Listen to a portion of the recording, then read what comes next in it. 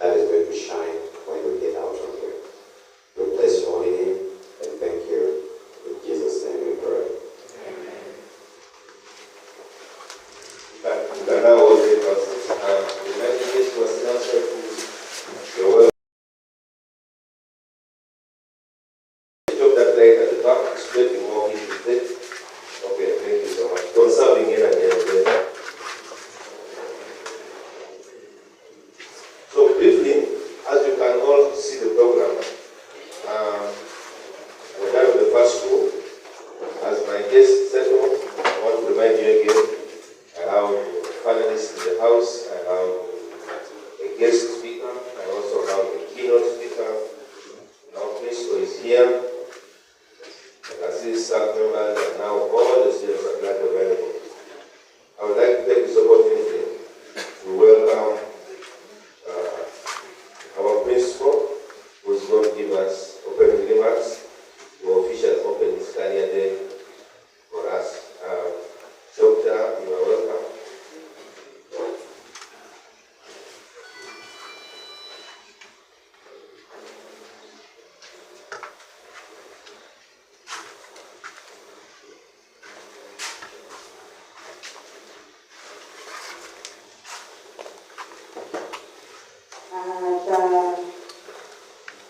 Guest speaker, Dr. Okero, our keynote speaker, Madam Kagezi, VPOB team present, the panelists, our staff present, everyone in their own capacity, our students, body, and everyone around. Good morning. Delighted to have you here for this career day. This is the first of its own, and I think we are making history. This was supported by VVOB. We have been organizing and mobilizing people, and we are delighted that you have turned up in large numbers. If you had not come, and maybe the hall was empty, it would have been a bit on our side. We chose today's theme as career guidance for self-sustainability. At the back of our mind, we believe that if you choose the right career, you will be walking the right path, not only for yourself, but for your community and for the nation. We have had issues of recent where we have many graduates who are not employed, but they hold qualifications up to the highest level, degree and above. So we are wondering what went wrong. So we are thinking that there is a need to fine-tune the young generation so that they don't end up like the youth of today. We believe that if you make the right choice, it will take you onto the right path and it will lead you into self-sustainability. That's why we chose today's theme. And we believe that since you people are already oriented in your careers, you are on the right path. So today's theme is to further open up and expose you to many other alternative ways. Most times, people believe that they will do exactly what they have qualified for. If they don't climb the poles at umeme and transmission, that's the end of life. But electricity has resolved into very many other forms, including solar, biogas, and the rest of it. So we want to show to you and to everyone present here that there are diverse careers, there are diverse occupations which you can survive on. Some of them are sub-small disciplines. For example, in electricity, some people are surviving on motor winding. That is just one unit of the whole profession. So we believe that this time we'll open up our mind and embrace anything you can do for survival, as long as it is decent employment. If you take an example of agriculture, some people are surviving on own-raised vegetables, and yet agriculture is inclusive of very many things. Others are surviving on piggery as just an individual entity, while the others can survive maybe on rabbit. So we have to open up our mind and and embrace what is the changes of today. It's no longer like those days when the professions used to be like 5. Engineering, medicine, law, education. But now, because of the diverse needs, there are other emerging trades where you find people are surviving on this decoration. This is one thing I will give. Before, people used not to look at this as a way of survival. People are surviving on music. Before, it was not the case. People are surviving by being guest speakers, others on comedy, others on music, others on look around and look at the various ways people are surviving. And some people who are even in those which we used to think are not professions are doing much better than those who are in the rightful professions, the way we used to think. So, on top of the career, if you have any other where you would easily survive. The world is changing, and so are the changing needs. So we are saying it's time to open up survival in every way possible. We'd be happy if you would finish here and you start your income generations and say that you don't have hope. There is hope as long as you change your mindset. That's why one of our themes is career choices speaker. You're welcome to be with us, to enjoy the day with us. I'm Dr. Dina Benz Arnaitwe. I hold a doctorate in educational science for teacher education from one of the biggest universities in Europe. It's called Oslo Metropolitan University, Norway. It's at the city center of Oslo in Norway. I also hold a master's in vocational pedagogy, also from Norway, but this time it's also hold a bachelor's degree in technical teacher education in electrical engineering of Chambogo University. Thank you. I've worked for 16 years in instructor training, and I'm privileged to have Dungu, the doctor, in the house. He was my mentor at Chambogo University. That is like 20 years ago. And we are still rubbing shoulders. He said we are in a struggle together. We almost got a doctorate at the same time. So it's a privilege to have him in the house. He has motivated many of us, and I believe he will motivate all of us present. I have a long chain of experiences to share, but today is not my day. I will share at another time. Thank you. Let's give another round of applause for our principal. I told you I have very, very big people in the house today. So I think by the time you get out of this room, you should even be more inspired to achieve even better than they have. I would like to also now invite a representative of VVOP. VVOP, you know very well, they are our development partner who are supporting us in capacity building for our lecturers at National Institute of Doctors College at Abilonino.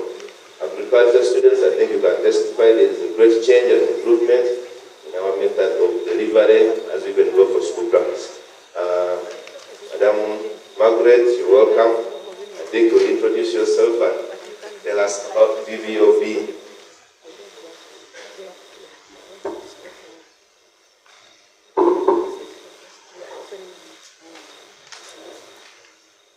The keynote speaker, the guest speaker, the panelists, lecturers present, and the entire student instructor community present. I'm by the name is Margaret Walikagala, and I work for VVOP as the project coordinator for a program called Learning Entrepreneurship and Agriculture Practically.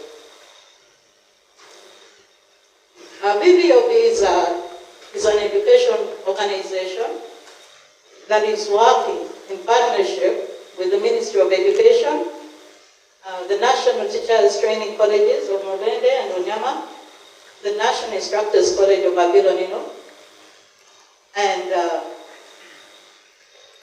primary schools in the Western region, as well as early education centers in the northern region, basically Gulu district, to improve education. And how do we do that? VPOB hinges around two pillars. The first pillar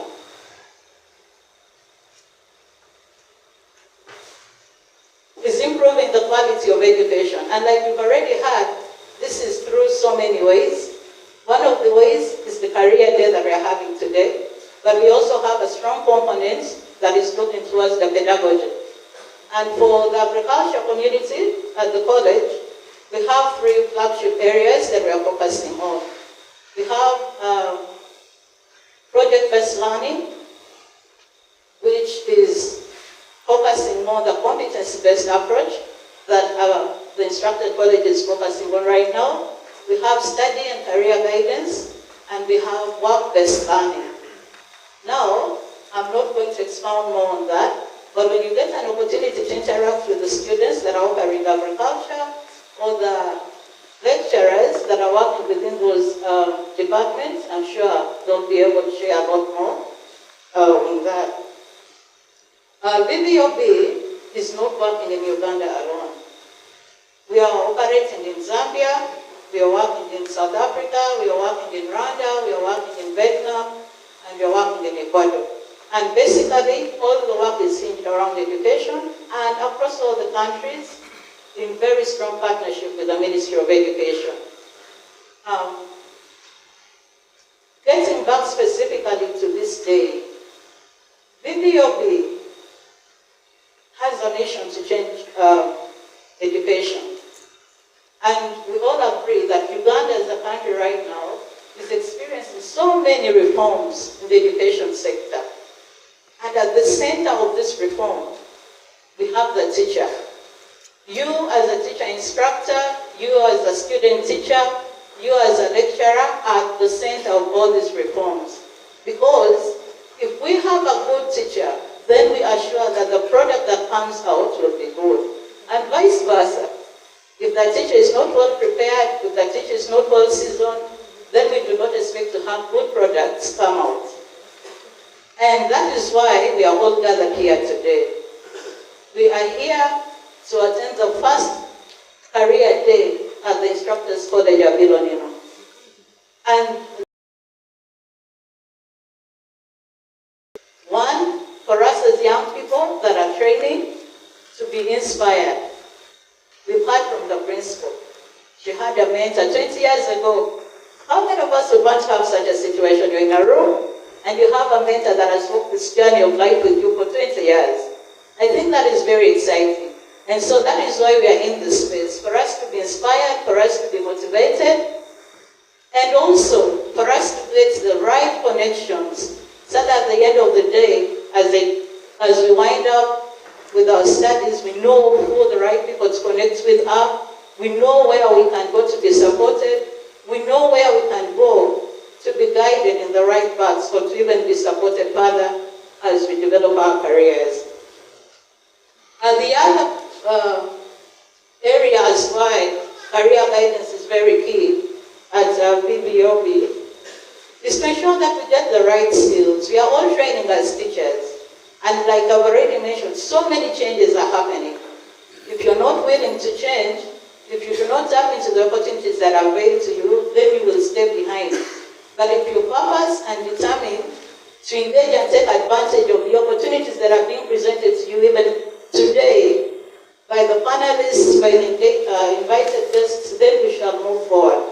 So, with those few remarks, I pray that we will have a blessed day. I pray that we'll take advantage of all opportunities that are going to be available to us today. And get yourself a mentor. In this room, there are so many people, so I'm sure the principal could be a mentor to so many of us. You leave this place today with a mentor for yourself. Thank you so much. Have a blessed day.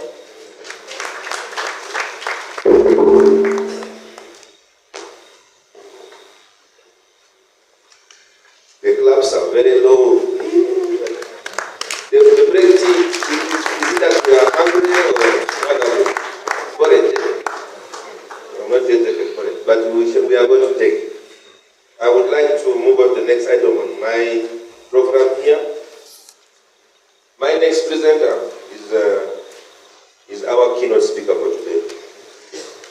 seasoned educationist in the field of TVET.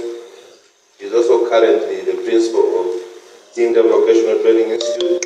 I'm sure some of you have applied to that institution for school practice. If you have not yet, please get a contact for those who want to do school practice there. She's also at Sam Java. Madam Harriet, you are welcome so much to give your presentation on the 21st century skills for TVET trainers. I think the presentation is going to be put up briefly. So let's put our hands together as she comes to give us a presentation.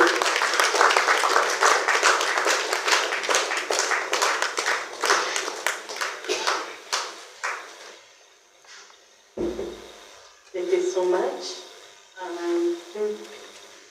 I'll change a bit to view the presentation. If you can support me. It's okay. Good. The principal, the keynote speaker, the panelists, all the invited guests. I'm privileged to be here today for the first career day of National Instructors College, Abilonino. Thank you so much for inviting me. My profile has been shared. I'm a principal of Tinder Vocational Training Institute. But before that, I also worked as a TVET trainer for over 10 years. So I went through the same training that you are going through and all the experience you are going through right now. Thereafter, I went to UBTEP, were the first people to work there when it was being initiated. Then I also went to Ministry of Education and Sports, and I'm very, very happy to be here because I was a contract. I'm so happy for today's tour, and thank you for maintaining the facilities and using the facilities for their purpose. Before that, I have a small presentation about Tinder VTI of 4 minutes, so that you see also the environment that I work in. If possible, the ICT can show us.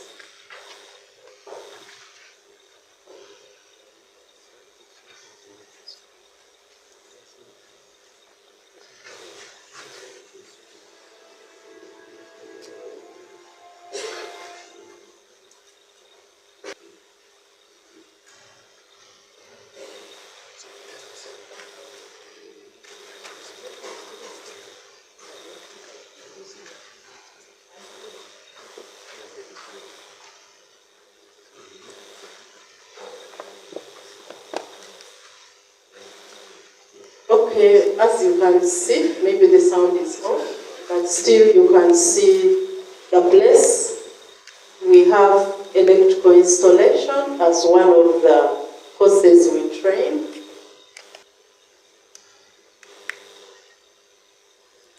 And that is one of our trainees trying to do auto wiring.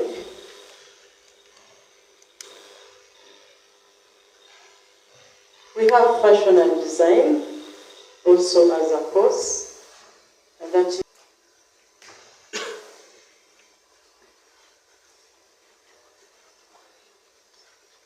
is one of the instructors. We have welding and fabrication. Some of the student teachers from here at Tinder, about I think 3 times. So we can go to the presentation of the 21st century. Our population is about 600 trainees. And I've been told we are about 250. So we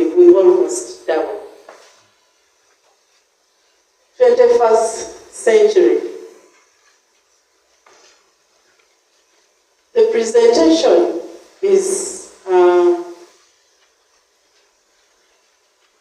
will be about who a TVET trainer is and what is expected out of a TVET trainer, whom are we supposed to mold, and what is the 21st century skills we are expected to instill in this student. Then we shall understand what the 21st century skills are. So, who is a TVET trainer? We are told that trainers are those who foster an environment that enables learners to acquire knowledge, skills, attitudes, competences. The trainer's role is to ensure that you create an environment that can enable learning to take place. For instance, you cannot talk about decoration as a trainer. You are going to teach about decoration and you don't have some examples to show. I always look at kindergarten teaching as the best example we should use. We take our children in kindergarten when they don't know.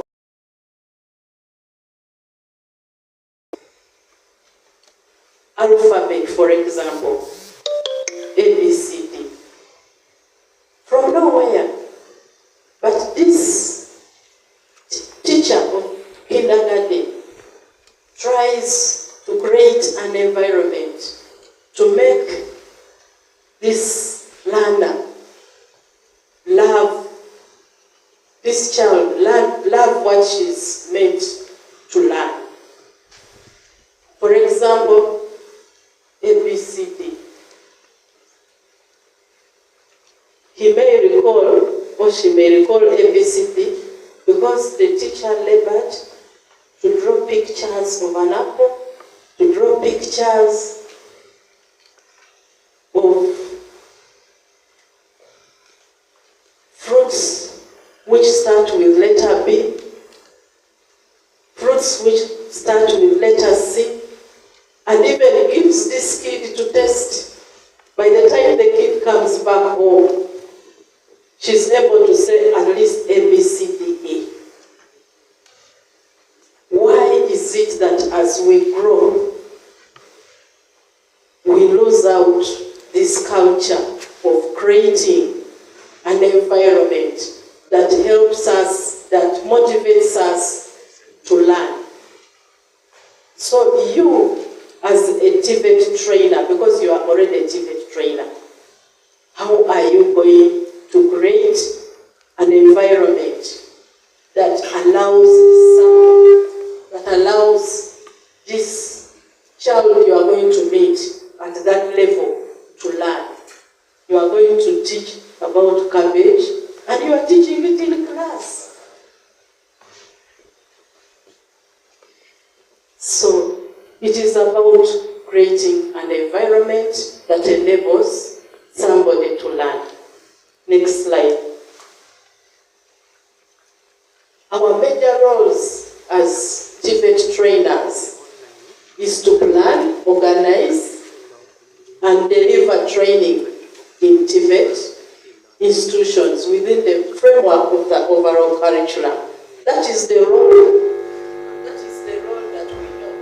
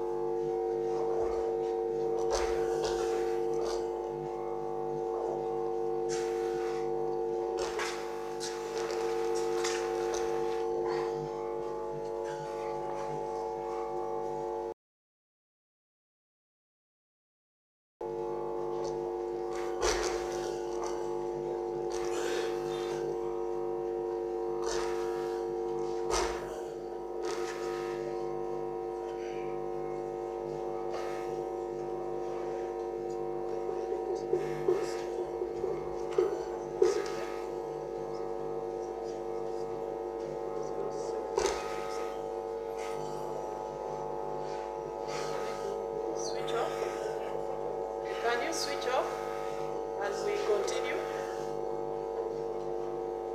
Maybe those who are outside.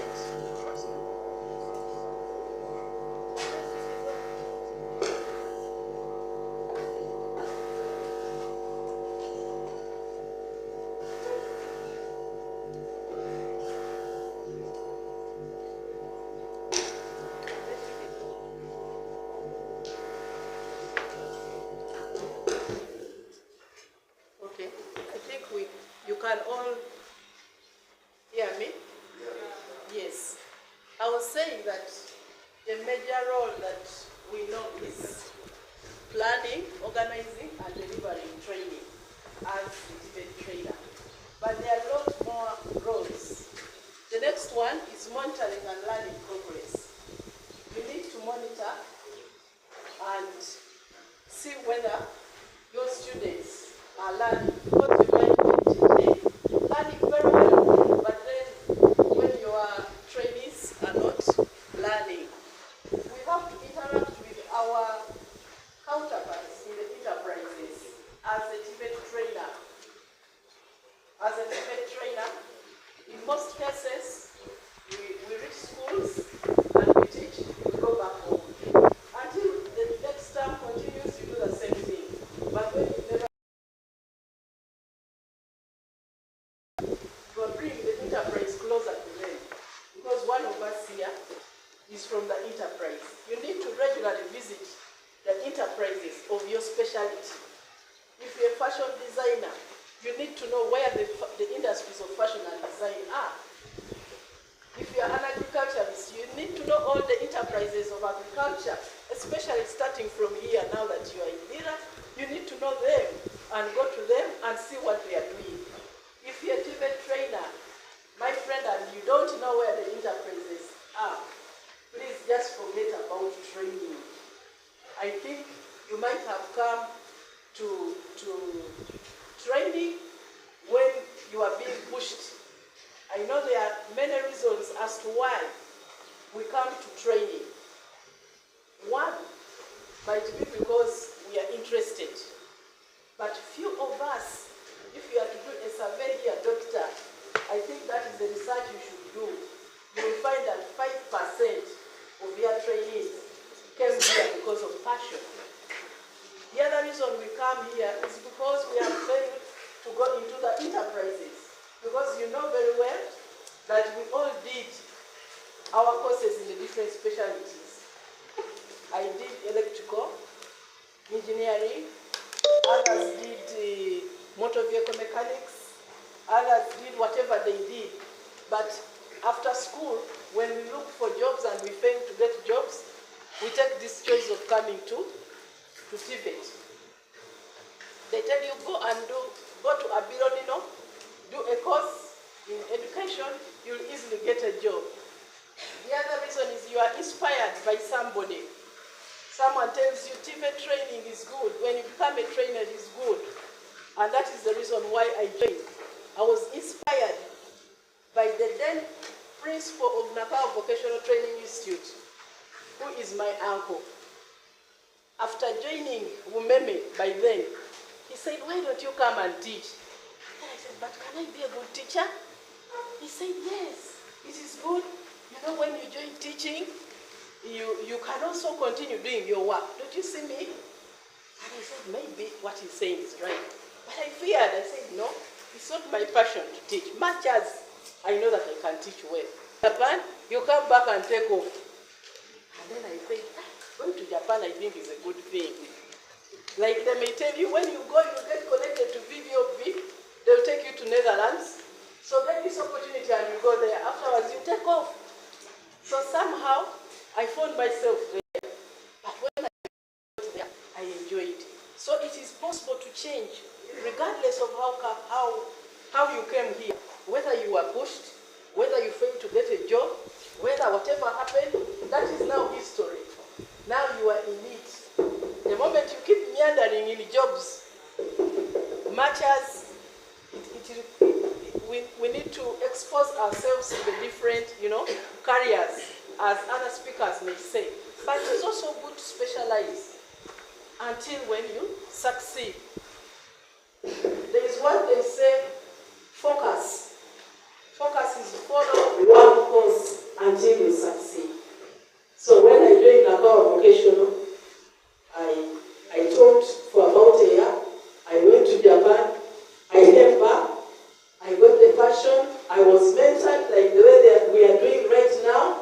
I think that it's possible. And after all, you're a trainer who can continue training as well as developing your enterprise somewhere else. So that means I'm going to be better than even the person who has made in the enterprise.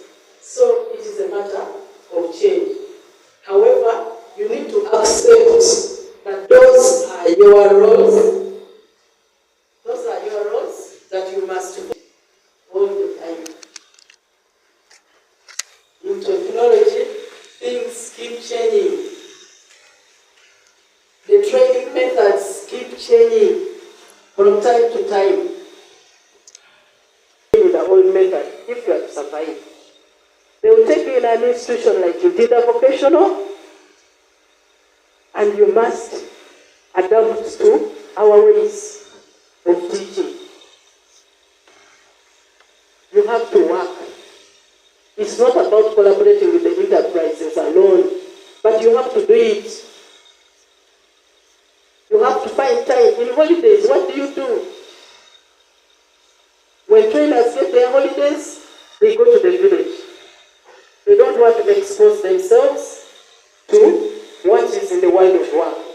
And yet they are coming back to train. No difficulties.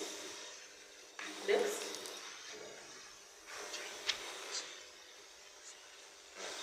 We now have these two terms, professional skills and personal qualities. What is the difference? Another slide. Skills and qualities are connected. We concentrate on skills alone, but qualities are very key. Qualities can move you beyond what you expect. Qualities, forget. Even if you're a very good doctor, but your attitude is negative, just leave the profession. Next slide. I'll run through very fast. But the beauty about it is that you can change.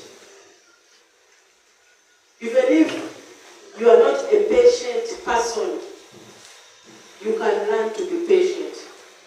You are not going to be taught here how to be patient. They are teaching you all the skills I've moved around and I've seen, especially in agriculture. I even tried to tell doctor, but remember these students are going to vocational institutions and community polytechnics. Have you looked at our curriculum so that you concentrate on those? I'm going to expose. Can you imagine? So that when you go out there, you have an opportunity of doing beyond the best. That you are here.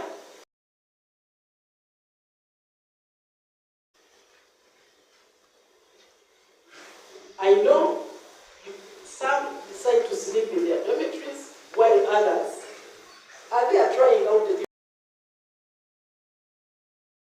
You know that the curriculum may change as soon as you reach the TV.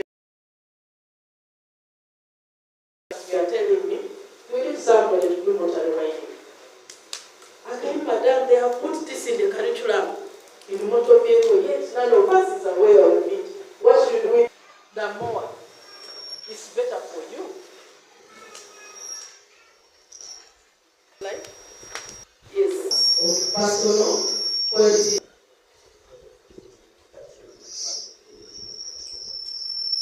They tell us that in addition to professional skills that suit your profession. Next.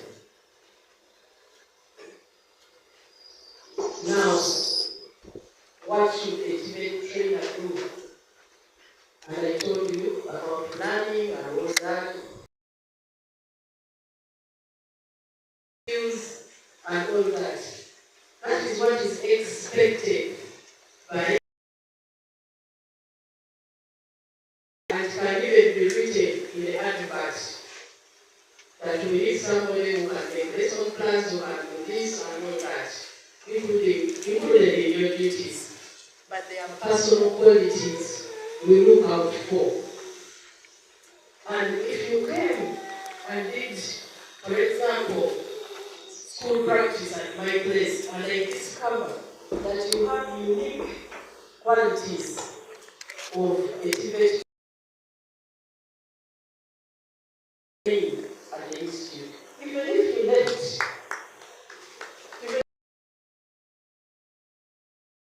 I was saying, you look in the fight, there is this gentleman who was here.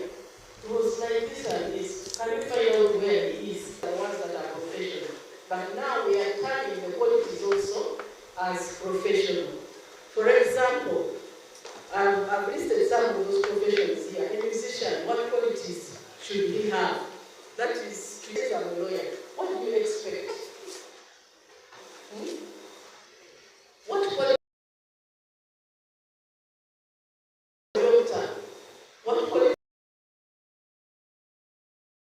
Listener, they are patient, they are, definitely. You can also name it when somebody says. If someone says I'm a primary teacher, there is something you already know about a primary teacher. There's a time when a primary teacher somewhere stole a bunch of banana, and everyone was like, hey, a primary teacher? Why? Because there's a professional quality they know about a primary teacher. The pastors, the priests, the sheikhs, when they walk in here, if there is rioting, you will not find a sheikh standing here in parliament.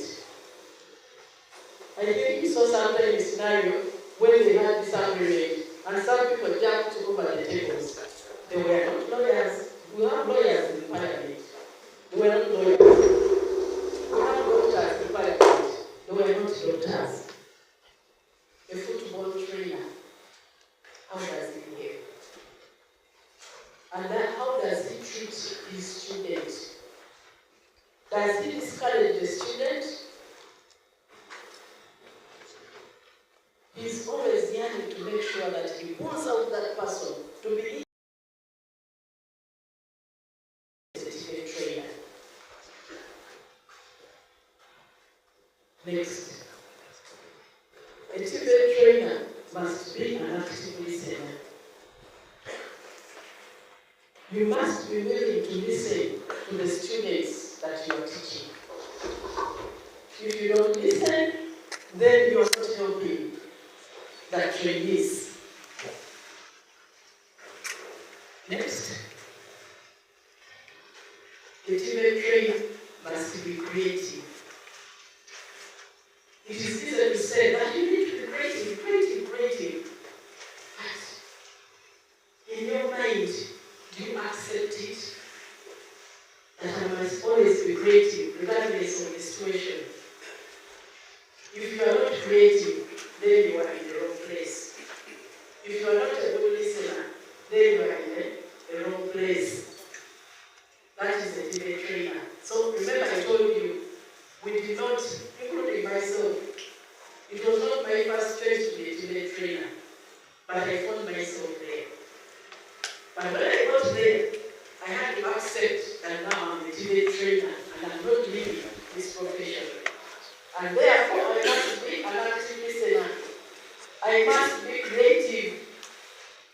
I must be flexible. Can we go back to flexibility? Anything can happen. You have organized your training in the garden, it rains, or whatever. But you change to the situation. You must be willing to work many hours. For example, you are here today. It's a weekend, it's Saturday, and I believe some of the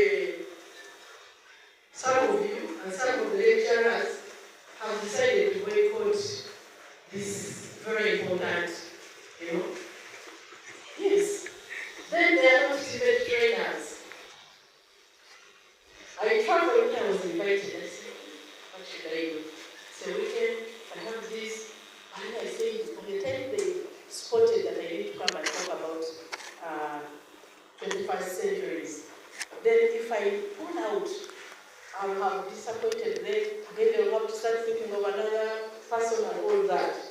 So I said, let me come and do whatever I can. When we were moving around, I found one of your trainers. He's sick, he has a camera, but he took us around. I don't know whether he's in the house. He's outside. He's around. That is being flexible. The TV trainer is approachable. If you are somebody who scares your trainees, then you are not a TV trainee, accessible. And you should treat them as your partner. My trainees at Tintinda are my customers. And everyone knows. Everyone knows it. Continue. You should be adaptable. Because of the changing technologies, the environments, and all that. Let's continue. Let's continue. A TV trainer is collaborative. You should always work with your peers. You should work with your trainees because you cannot know it all. Even during the training here, you may learn motor winding better, another one learns solar better, another one learns, and it's easier when you collaborate. Because when I go to so and so, I'll get this. When it comes to me, I'll share with him. And also the students. And you should be patient. Learners take long to learn sometimes.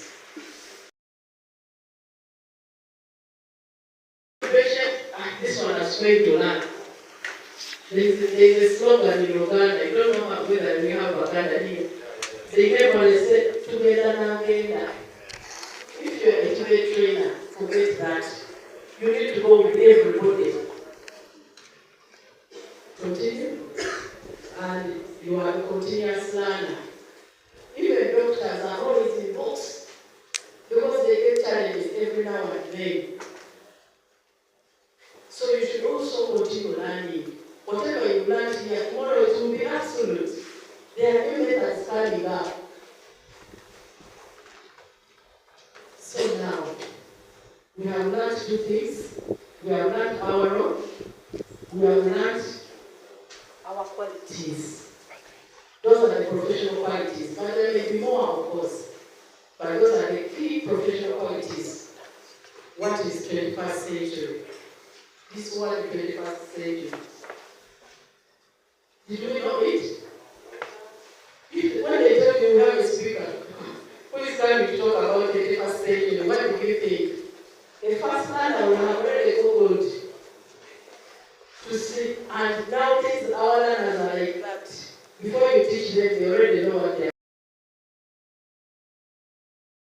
The 20th century is the years from 1901 up to 2000. From 1st January 2001. And we'll go up to 2100. Are we in 20th, 19th, or 21st? We are in the 21st century. But some of us are living in the 19th century. It is true. So let us work hard to see that we get into the 21st century so that they don't leave us. So 21st century skills refer to the knowledge, life skills, career skills, habits, traits, those critically important to the student's success in today's world, particularly as students move on to the workforce or adult life. You can now see the combination of our qualities. The 21st century will bring it out automatically. about 21st century skills, but I picked this one, which is known as Partnership for 21st Century Skills. It is a framework which supports practitioners to integrate skills in the teaching and academic subjects. Next. That framework says, 1, you should have core academic knowledge and practical skills. If you are an agriculturist, you should be a very good agriculturist, which they are trying to do here. But I hope, Doctor, you are not inclined to agriculture only. This is the niche. I hope even the other. Okay. From what I saw, the lecturers and the management have really tried to ensure that skills. And then, number 2, disciplinary themes. Those are global awareness. When you are learning, like rearing the pigs, how they do it in our neighborhood here and all that, you need to be aware. Even the different environments. Environmental literacy is also very important because as it changes, it also affects the work we do. I'm sorry to use agriculture most, but in all the fields. Can we go back first? On the interdisciplinary things. Financial literacy, how to do business. Income generation here. Those must be combined in the core. There is nobody who is going to come and specifically teach you about those interdisciplinary things. But the curriculum sometimes supports us to ensure that those, and I'm told you do income generation here. So I'm now going to dwell on those 3 because that's what most people think, that the 21st and the interdisciplinary things. So we shall look at learning and innovation skills, digital literacy, career and life. Most of but as I've said, even the other ones are part of the 21st century skills. Learning and innovation, communication and collaboration. Even without these 21st century skills, a TV trainer has those qualities. Continue.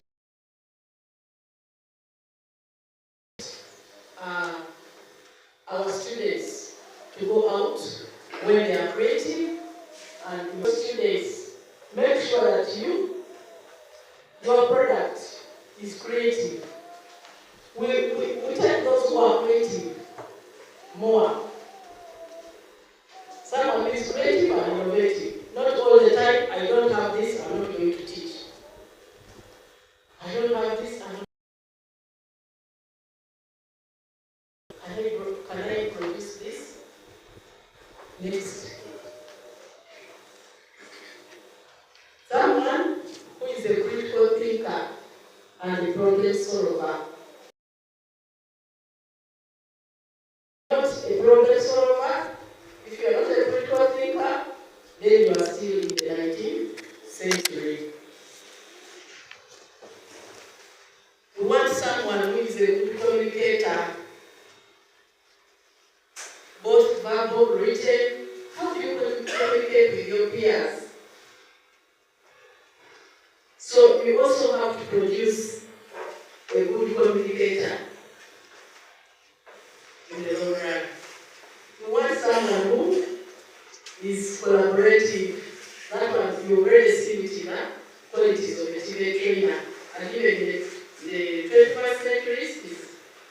about the same. Continue. Then we come to digital literacy. Literacy is the ability to interpret, understand, and communicate, as simple as that. And digital literacy means that you can use the digital technologies to identify, interpret, understand, and communicate. Next. So there is what they call information literacy, as well as technology literacy. You need to be able to search information, find and evaluate and use it effectively. And with technology literacy, we expect you to be able to use the available technologies to support you in your work and even the trainers. The media. The media, how we use it, is also very important. Before I came here, I was already on media, so I'm already here. So that means your department is already ahead. And life. Next. You want some.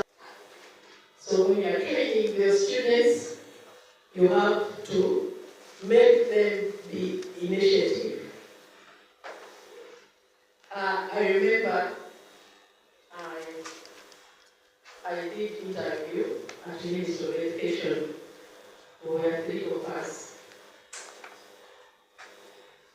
We did the interview, the results came out, and I saw my colleagues very.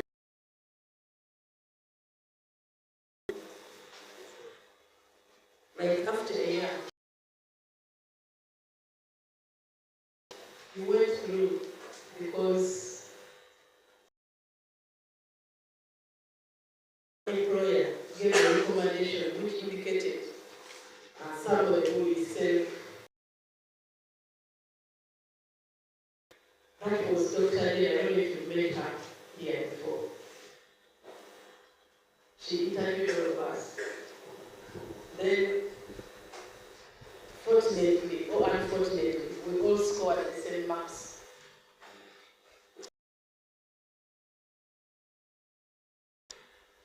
She called the employers. And she's not the one who told me, again, somebody else. She called the employer and said, we had it. Once you assign her work, you not go looking for her. Only that.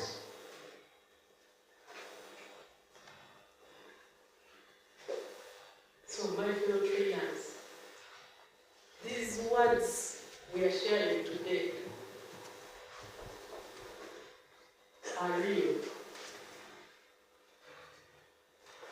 No person wants to employ a worker who is not self-driven. If you have said, I'm going to do the job, you do it up to the end. Just give a report. I'm not able to complete it because I've made this challenge. Oh, I've done this, and I expect to complete it, you know? So, if you're a TV trainer, you have to produce somebody who is self-initiative. If you are not self-initiative yourself, how do you expect the trainees to be self-initiative? We want somebody who appreciates social, cross-cultural skills. Beyond borders, they are preparing you to go and work anywhere in this country and even beyond this country. You are going to meet different cultures. The cultures of this place are not the same. Even if you are from Lila and you get a job here in Lila, you are going to work with people who are not from here.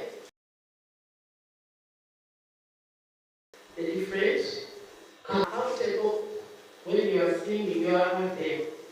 I heard that word. And it is in the 21st century skills. So that one I'm not going to talk about it much.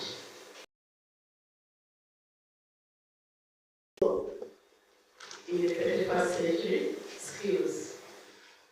Continue.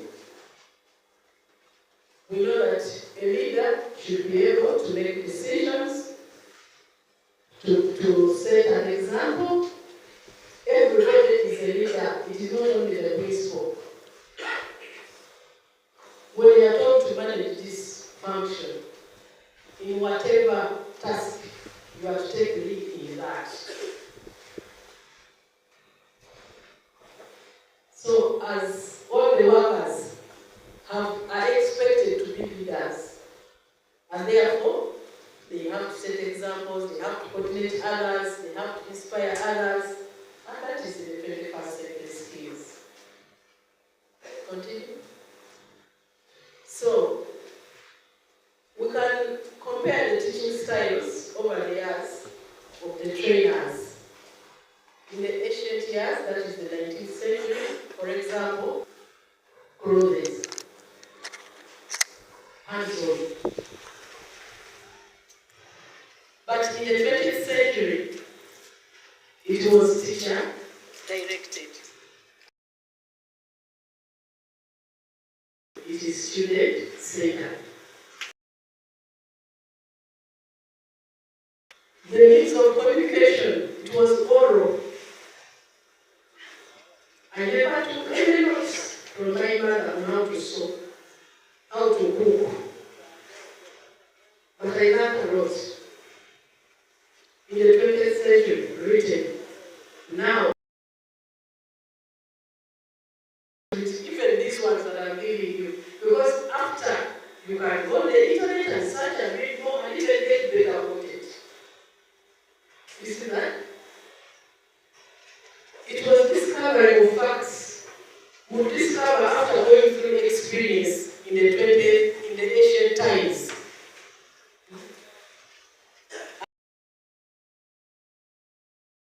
Hard to find. But now, facts are very easy to get. And the fingertips. Ancient time, creating was facts was important, and right now, creating is also important. So we are similar to the ancient. By the way, ancient had good styles as well. If you compare ancient and 21st century, they are better than the 20th century. Ancient was reasoning. In 20th century, fact learning, and right now, reasoning. Ancient, primary, we had the parents were responsible. In 20th century, it was the state. The government is not responsible for your learning and everything. Right now, it is shared responsibility. So if somebody thinks that it is government responsible, then you are in the 20th century. Continue.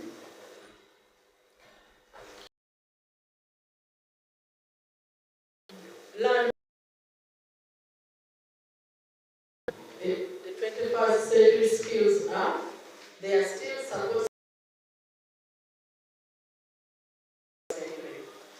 And those are, okay, next. They are 21st century standards.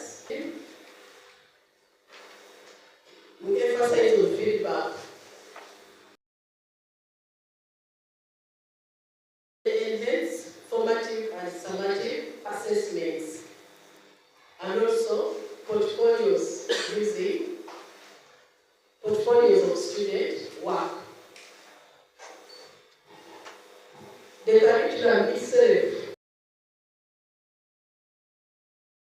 is made, and that's why you see that now even the secondary curriculum has been changed, the TVET curriculum has been changed, so that it ensures that the core subjects are married with the interdisciplinary themes.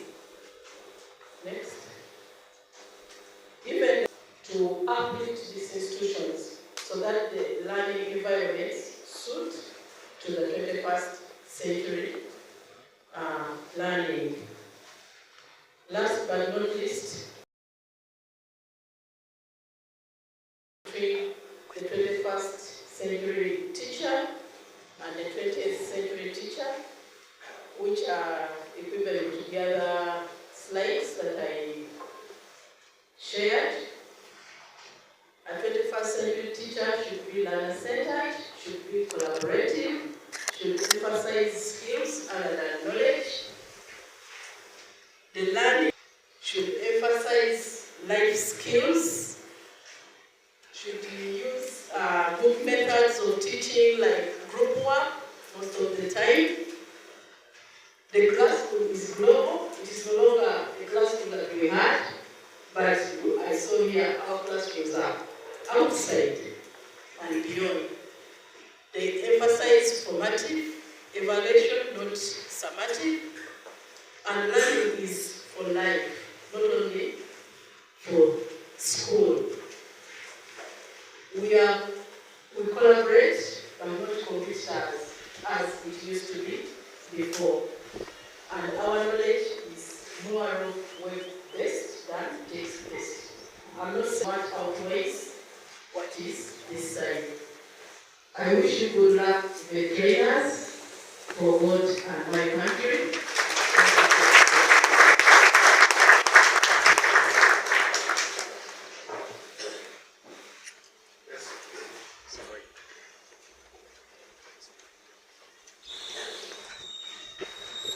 Let's appreciate for the work we've done. Thank you so much for the ones who organized. I'm sure our student instructors here will take them into consideration. I would like to alert you on something. Our program was next. There, the ladies and gentlemen sit on the other side. We take up the stage and then we shall have a panel discussion. After the panel discussion, we shall have a question and answer session for about 30 minutes. So I see what they are telling us, and then you can seek clarification and guidance.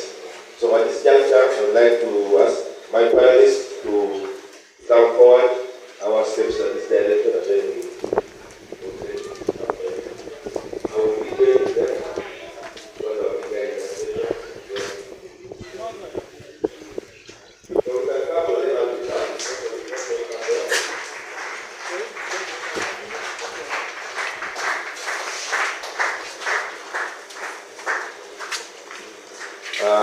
Can we make sure that these microphones are working? The technician in charge.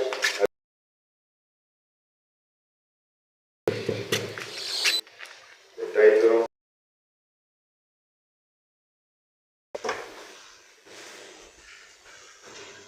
Okay.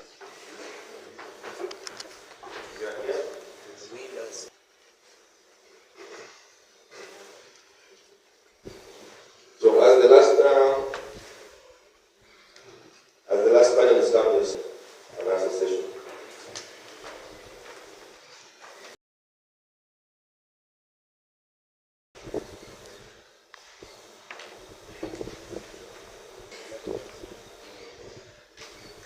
I will start by introducing them.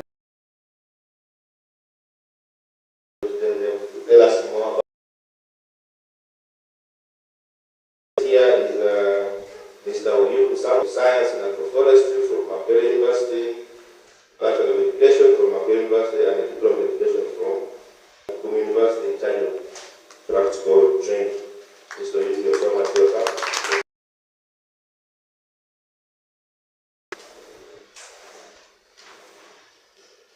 Next, I have a inspired women. She's a co-founder of Archways Agro Farm since 2016. She has worked with Green and White Enterprises. That's a big company. She also studied at Abilonino Forestry College, the second best student farmer, and one or two together. Discussion by way together. Has a 15 years working experience in various civil engineering works. He has worked in the Office of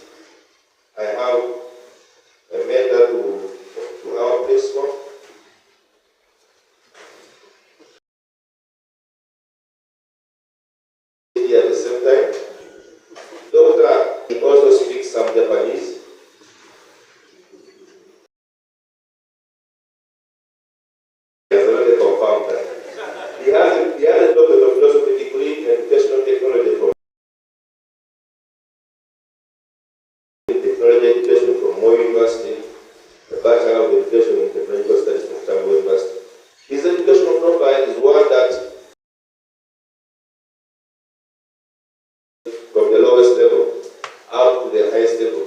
I'm sure he's going to tell us the story once again.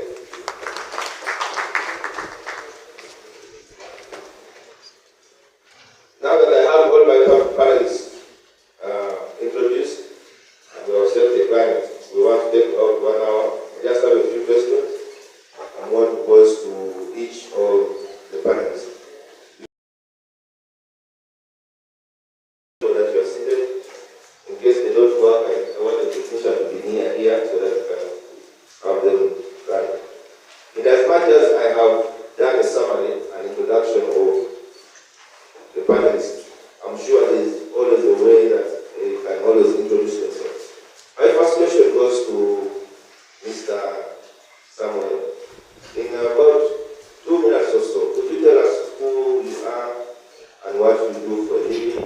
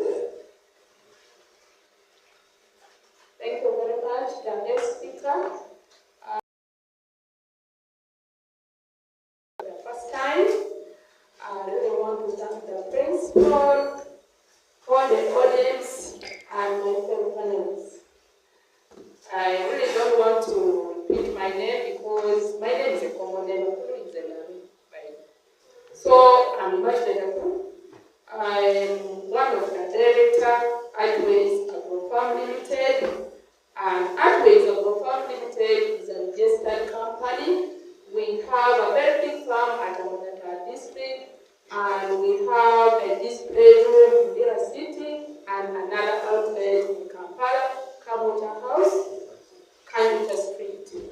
And at Archways, we do a number of enterprises. It is a mixed farm where we rear animals, horticulture, and beekeeping. Where by beekeeping, people think it is the work for the poor people, and for men, and for all people, but I've disapproved people by saying beekeeping is for all people. And women can do best in beekeeping.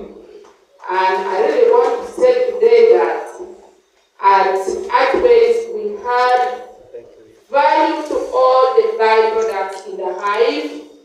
After this byproducts, I love beekeeping. I move beekeeping everywhere I go. So I had value to honey wine, cosmetics. So there are many things that we do at Archways, and I really want to say today that because of beekeeping, I've been able to move to the Netherlands 2 times. That was in 2019 and 2020. And I sound to be the second best farmer for the country.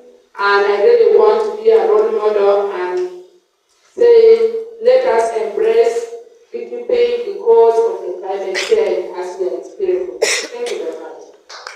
Okay, thank you so much.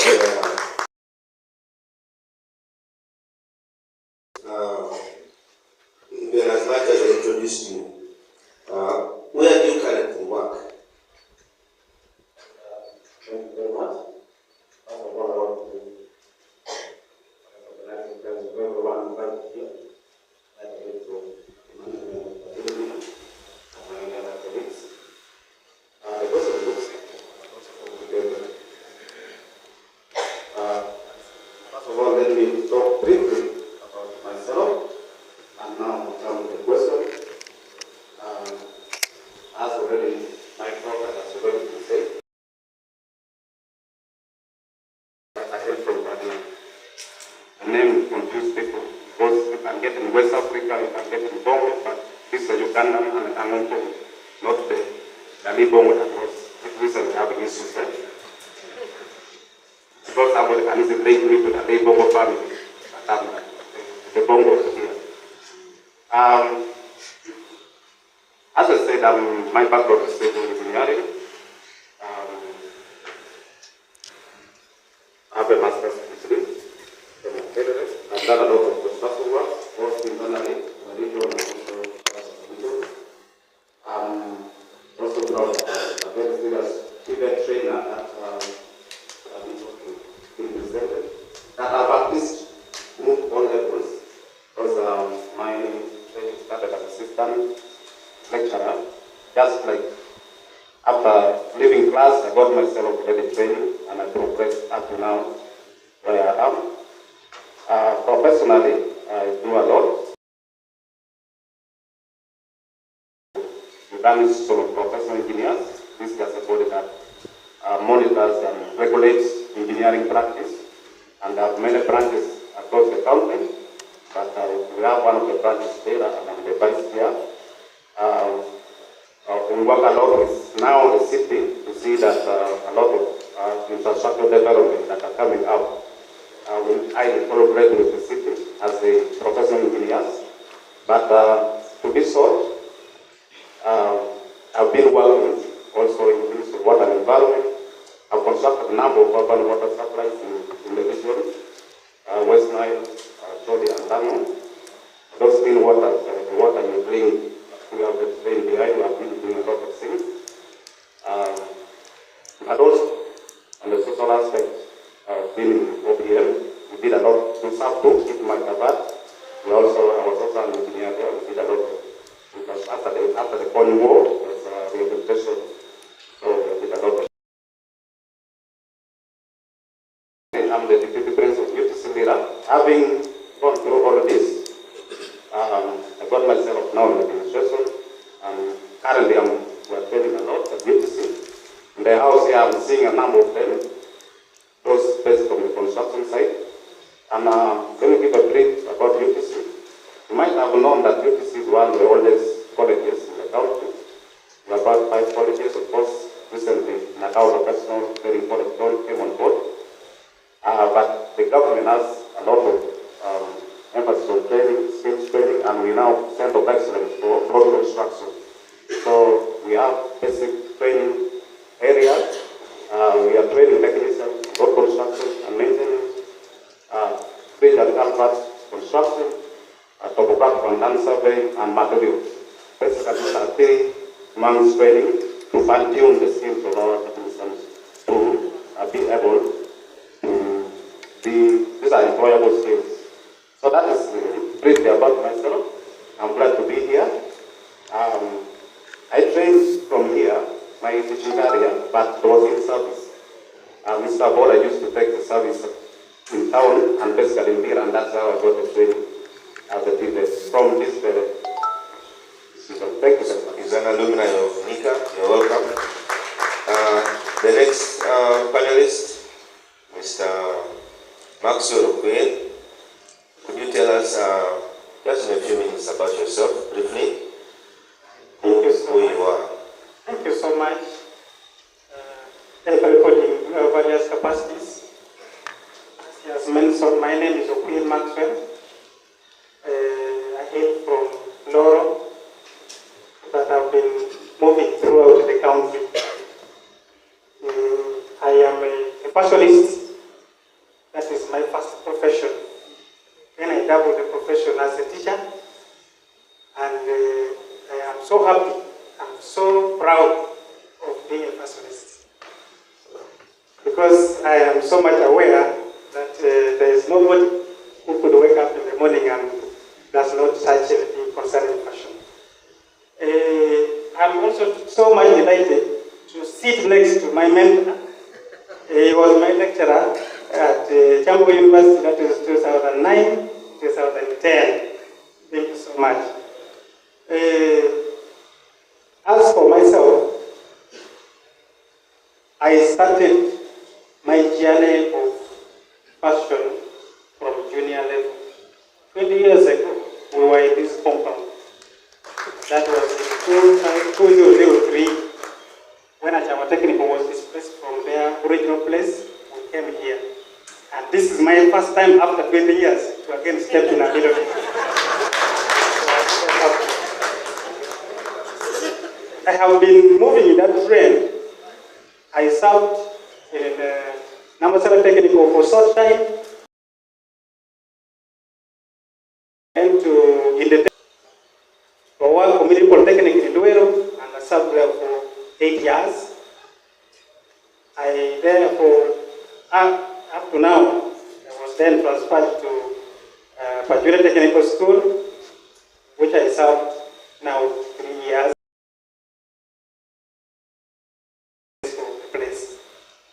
I have been having a very serious workshop, and this was in Arua because I based there for quite a long time. When I was moving around, I even got one of my products sitting somewhere. In that workshop, it was modernized in such a way that even we can train and present somebody for the examination by then. Until when you came, we started presenting them. It was a workshop where we produced products and even train learners.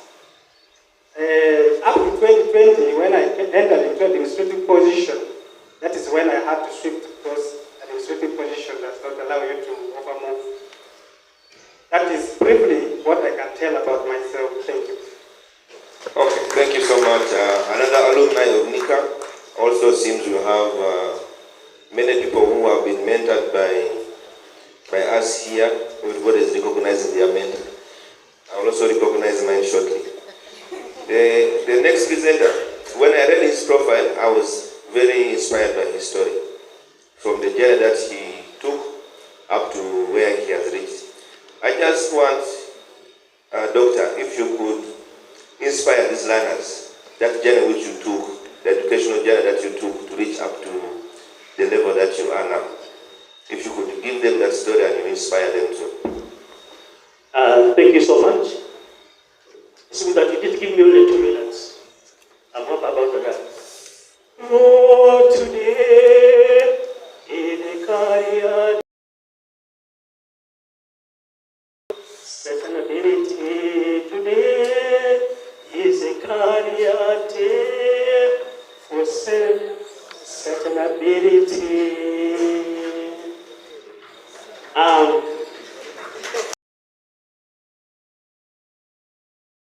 sorry to talk while standing. I'm a trainer. And the Bazungu say, don't say my name is Anne, but say what? I, for one, I never do that. Why? Because I was born, given a name, after which, taken to church, given what? A name. And I passport and everything. After they say, first name, and here they say, other names. Therefore, that's no Rachel. My name is Dr. Mukasa John Dungu Kafuluma. I am a motor vehicle mechanic by profession and also a technical teacher by profession. And I went to school after my O-level to do technical education. In the 1920s, the Bazungu used to say, and people used to say, that those who go for technical and vocational education are failures. I said, I must not be called what? A failure. No, I went for technical education. And I went for technical education before now, very few here were born. That was 1973. I went to St. Joseph Technical Subi, and I did motor vehicle what? Mechanics. But because I didn't want to be called a failure, I said, I must do what? Upgrade. Did I do it? Say yes. Yes. 1976, I went to Uganda Technical College Chambogo and did what they call Motor Vehicle Technician Certificate Part 2, which is to be called what? Advanced. I don't want to be called a failure, but the power. 1980, I went to Chambogo, Uganda Technical College Chambogo, and I did ordinary diploma in the mechanical engineering, which is called national diploma today. But because I don't want to be called a failure, I said no, I must upgrade. 1983, 25, I was in the Uganda Technical College Chamber. Why? Not to be called what? A failure. Then, after that, I went to Makere to apply to that degree in engineering. Makere said, yes, Kapulu, we are going to admit you. But means with the A-level students. To me, it was an abuse. How can you tell me to sit in the class with A-level students who only have knowledge? Whereas for us, once we do technical education, you acquire both knowledge and the skills. Knowledge and the skills very great in this world. Chambogo became what? A university, 2001. And before that, 2000, I did what they call DTTE, a diploma in technical teacher, to become what? A technical teacher. As far as technical education is what? That's what I know. 2001, Chambogo became a university. What did I do? I applied. And in technological studies, for how many years? That was very well. Prayer to me. Is that okay? But remember, what did I do? Upgrade. 2007, I applied to do a master's degree in technology education. 2010, what happened? I graduated. I became what? A person with what? People become doctors. Why? Because they are good. They go to school and study. And we are good. Like I was what? Born. 2012, I applied for PhD in University of Eritrea. But that's this day I will never forget in my life. Which day is that? That is November 2018. I knelt in front of the Vice Chancellor. And I said, upon you, that's when I got my one PhD. In what? Educational technology. That's why people now call me what? Dr. Mukasajo Dumu Kafuma. I don't want to sing it. Oh, who are you? I am Dr. Mukasajo Dumu. Who am I? You are Dr. Mukasajo Dumu. Now,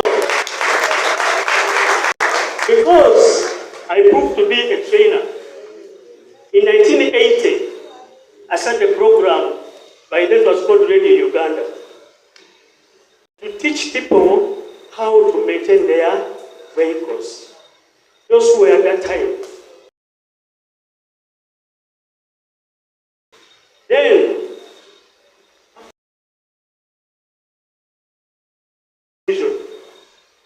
to teach people how to drive and how to maintain their what? Vehicles. Somebody whom people thought was what? A failure. Can you imagine to be on the TV of a country, UTV, and you speak in English? What I was fearing was that engineers would do it, say, what is wrong? But even many of them would come to me. Why? Because I'm taking thanks to people. Now, I say, I'm not a failure. So in 2000, we started an institute called CAL, Institute of Technical Teacher Education. And I'm very sure they don't talk us. There are some people here who are about whom I have trained in that country. We started it. And today I'm very proud because we have trained very many technical teachers and instructors. 2003, am I taking the wrong syndrome? 2003, I started a grading school. Grading what? Skill. Which school trains people how to drive, but not how to drive. And on WBS, I had a program called On the Road. And even UBC, how people should use the what? The road. And I tell people, like I'm telling you so, in Uganda, I'm the best driver on the road. Who says no? Nobody. Can you imagine that? And I'm the best. I know. So, please, you gave me only 1, 2, 3, 4, 5 minutes. And I will 6. Doctor, yes. as the microphone is still yours, yes. I would like to pose a second question. What are some of the lessons you have learned in your career? Now, as a motor vehicle mechanic, the lesson that I've learned is to be patient in what you are. Skills the way you are given to you. And again, still, you have to adapt. Because today, as she has said, 21st century, technology has done what? Change. During our time, there were carburetors. Today, electrical fuel injection.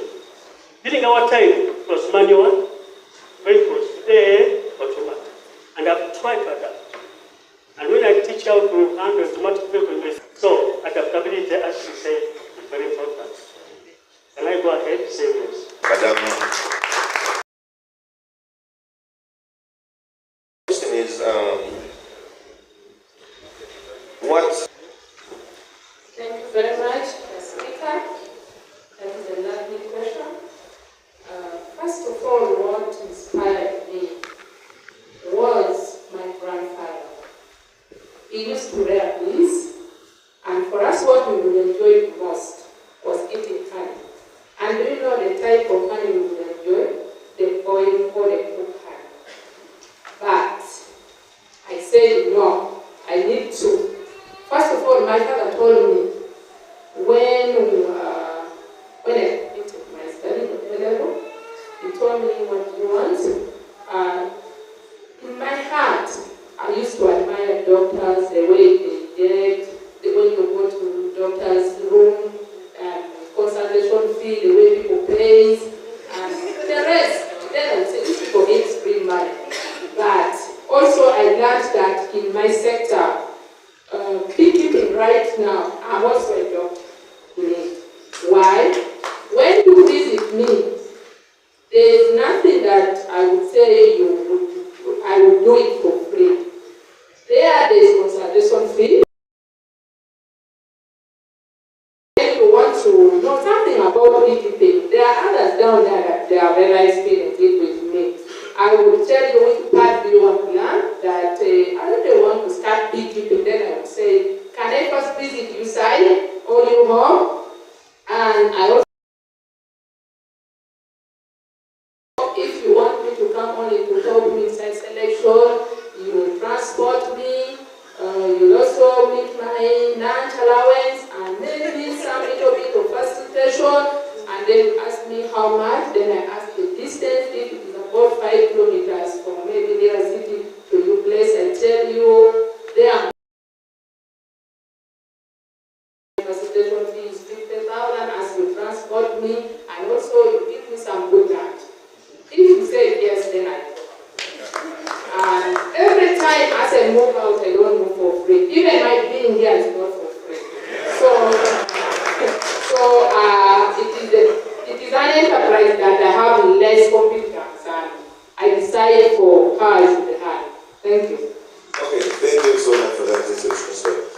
I would like to bring in Mr. Yuko. You are currently a lecturer at Kumu University, also a consultant, and many other titles that you have had in agriculture. I would like to find out what motivated you to pursue a career in agriculture.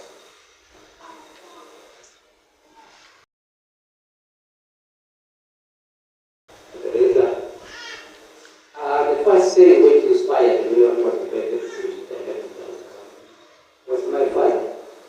You know, during those days, there was a flat area services, and there were big farms around. So when I was seeing those farm managers, how they do their work, looking at those tractors, I became very, very much motivated to do that. So when I went to Alapa as a student, by the way, like doctor, I also started from a certificate and ended up with a master's. So I used to see those lecturers. Every semester, every time during those times, they were flying out to Netherlands, USA, Canada, where. So I said, one time a lecturer. But unfortunately, that one did not come to pass. I've never flown outside. But I said, no, let me be positive. So I also got motivated and continued with my studies. One other thing which I learned from agriculture as a trainer was that there is opportunity to advance from the highest level to the level which you can think of. So when I see those things, the opportunity to advance in studies was very motivating to me. Even until now, although I'm even old, I think think of getting a doctorate at my own level. So that was a very big motivating factor. And again, when I see my students, when they are performing, when they are succeeding in life, like those old parents and others later in mentioned, produced many district agriculture officers, district forestry officers, before I produced many lecturers. So that was a motivation. When I see my students performing well, it motivates me, and that is my biggest pain. And it makes me to be more motivating other. Everywhere in Uganda I have my product. Okay. Everywhere I have my product. Thank you very much. Just for you to say that it's not only service, you are aware that most of this, actually all the students we have currently are from UTCs, whether leader and the others, the other four. I would like to find out what skills do the students need to thrive in a career like yours? Our current students here from the UTCs, which skills do they require to thrive in a career like yours? Thank you. I must say, when we talk about skills, we have of course our training. We emphasize on basically having knowledge, we have skills and mindset. And the skills that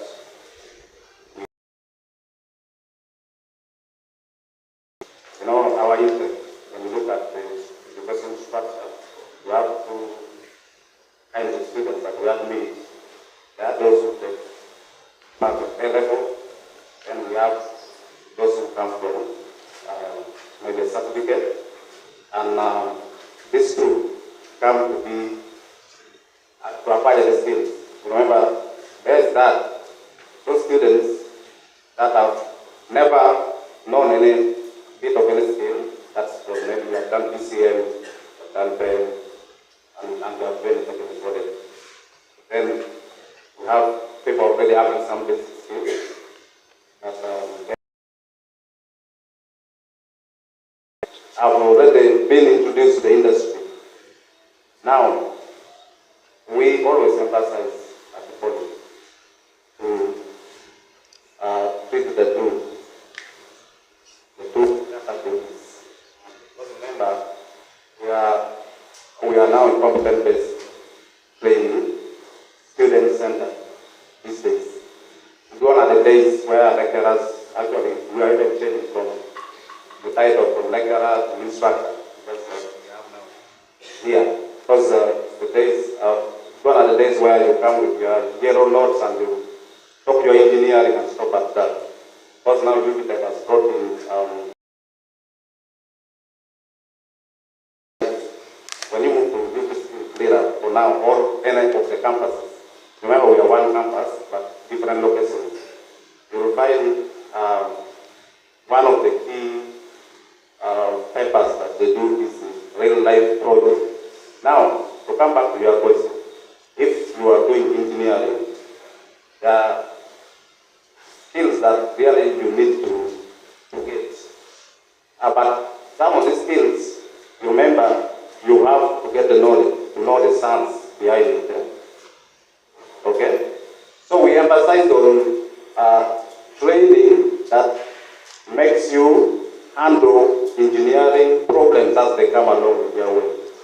For instance, if you identify a problem, you have to see it in engineering sense to have that problem solved. So we do a lot of modeling, that's the theory part, then bring in that model to reveal life-solving skills. And now, because of the digital world, the globalization that has come in, we now emphasize on some of the basic computer skills. Because engineering, the trend is no longer the one the doctors did at the gamble. Everything is digitized in a way. Even if you have a plan of this one, you need to simulate, do some simulation to test. If you are doing a lot, you need to put beyond doctors' vehicles on the road and see that the traffic is not work. So some of those digital skills are there now needed. But we emphasize on the knowledge and the mindset. I believe there's a presentation on mindset. This is something that is really the presenters will emphasize much. Now we have, but the Ugandan problem or the African problem is still in the mindset. And that's why they say crack engineers, blah, blah, blah, corruption, all those things. I will request the presenter for mindset to really emphasize that that's the disease that is actually killing our nation. Yeah, so basically, the key skills that are needed for now, to take people in a digital world. Because if you talk about anything, you need card, you need AutoCAD, everything, presentation, you can see this is digital. So if your staff here didn't have any skill of using this, some of these facilities do not work. I understand these things is from the UK or what. These are the things now we need to be thinking of as we do the training. Even as trainers, we need to step up on our some of these soft skills, courses that are talking about communication, how do you present, it is from talking, communication, being innovative, and all those little soft skills that makes you become who you want to be, okay? Me, for sure, I believe the skills, because for people, some of them are in this room, we are with them in the same class, but what did not happen, that now they should be the principal, and somebody said, there must have been something for it. So, briefly, we emphasize on soft skills, and some of going digital, because the world is globalized. Because the world is globalized, very soon you are seeing this African community. Ken is opening up the borders. DRS is opening up so that we are going to be in a competitive world, and therefore we need to cope up with this trend that is coming out. Thank you. Okay, thank you, Mr. Bongo. I would like to bring on Mr. Quid. Statement, you talked about being in the business world, at the same time also being major difference between the two, and what are the challenges that you have experienced across the divide of both sectors? Thank you so much for that interesting question. The two, I was handling them concurrently. The business and also education. Why? Because all the skill you acquire here, if you only come and say, since I'm now an instructor, the business side is totally off, then you will not thrive. You may survive. But to survive, you have to handle both. Now, the most interesting part of it is all this has to have three main pillars. You may acquire skill, knowledge, but if you don't know how to communicate to the clients, you will have a very big challenge. The communication skill is paramount. It was never language. You can use even one language to communicate. And there, you will be in position to thrive. Two, the second pillar, trustworthy. In the business sector, you have to be trustworthy. If you are not trustworthy, like the NSS day, where you come to a fashion designer, remember fashion started long ago, that was in 1845. And interestingly, it was started by a man. Most people shy down and say, men are not supposed to be fashionists. That's what it is, Charles Taylor was a man in 1845, when even most of our ancestors were not there. Now, in those instances today, somebody can come to you as a fashionist. You say, you come tomorrow. Then tomorrow there's nothing. Be trustworthy, tell the truth. If you can't beat the timeline, then tell the person, please come after 2 weeks, that's when I will have hands with you. The third one, which is the most important, is about being dynamic. You shouldn't be static. because I have acquired this skill, I now know how to produce this. Be dynamic. Changes is every day. Even tomorrow, you never. Teacher said, for us, we used to, this issue of for us, we used to of an instructor like you and a business person. So now, you have to into the business well, and also don't be jealous to divide that skill to others who want to learn. Some people are lot of knowledge, but they don't want to pass it to the next. He passed the skill to me. And one of the most interesting things with him is about time management.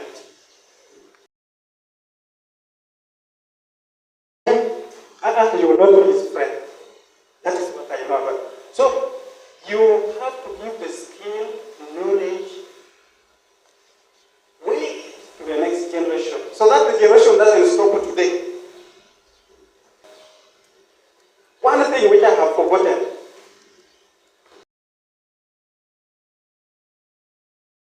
my education background, which was very unique.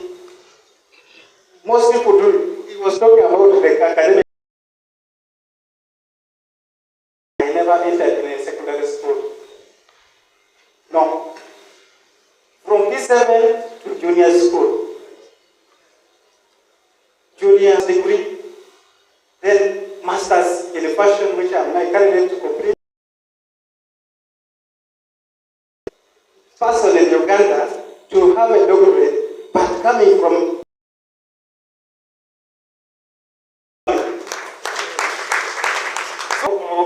imparting knowledge, not to be determined. Totally determined. Don't. I hope some people believe that they are better losers when you do. So basically, that is what I can say. Doctor introduced himself as a trainer. He also introduced himself as a motor vehicle technician. We would like to know, how has your career helped you to develop yourself? I'm a mechanic by profession and also a technical teacher by profession.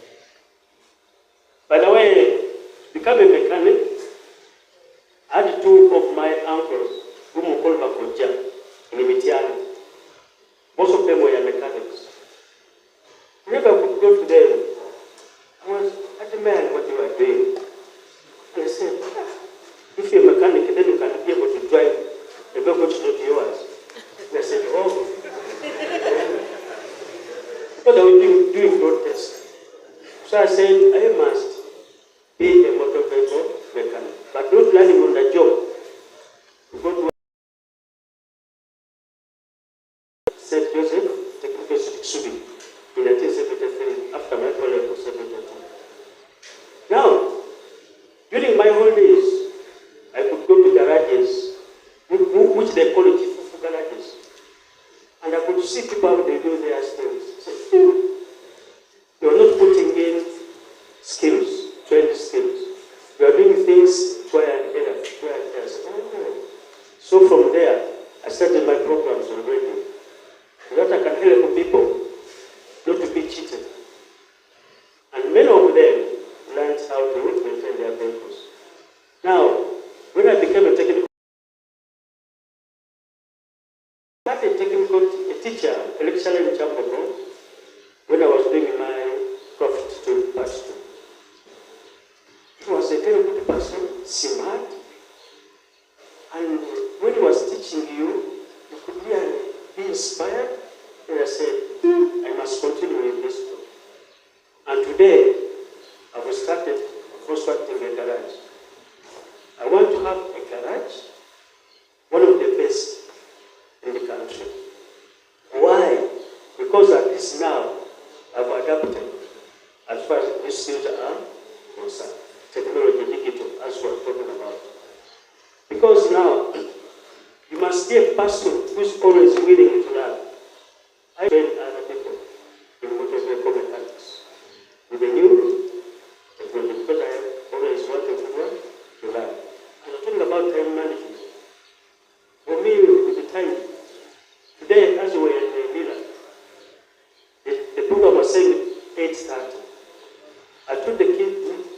keynote speaker, that was about 8. Why did we go now? Because we need to be there at 8:30. Good enough, we are here almost 8:30. But my surprise, I won't say with people out here. My surprise, the trainers, people here who are doing E10, they are being trained to become technical teachers and instructors. And they are going to train others. I don't know, let us smile, but they have gone through a code of conduct over teaching. And that's very, very important. A teacher must give what? Time. Why? Because you are in class at 8, at 10, the next person is going to come in your class. When you go late, then you are disturbing the what? Program. I'm sorry to say this, but because I'm a trainee, technical teacher and a trainer, I want to talk to you people. I know you are going to hate me, but I don't mind. I want you to always keep what? Time. Time is very, very important. The person who wants to grow. And again, creativity. As the keynote speaker said, you have to be creative. Otherwise, you will not manage. Yes, you will not manage. Okay, thank you. Thank you, Doctor. I'm sorry to have said about code of conduct, but I think they need to learn. It's okay. We started at 11. Why? Because the trainers were still in there doing things. Can you imagine that? Oh my dear. God bless you people. Okay. Thank you, Doctor. I would like to bring in Miss Immaculate. In your career as a beekeeper, I know you were successful now, but initially when you started, there were some challenges that you experienced in that business. What were some of these challenges and how did you overcome them? Thank you very much once again for that nice question. I really want to say, in everything that you do, there are challenges. But many people, they don't really want to take courage and overcome them. But I want to talk particularly in my life. When I competed, first of all, the mindset of my friends and then the relatives and then the community used to think that now that she has completed that course, are there jobs also for that course? Because people will ask you, no, that you have done. I personally, I said no, I'm going to break my job.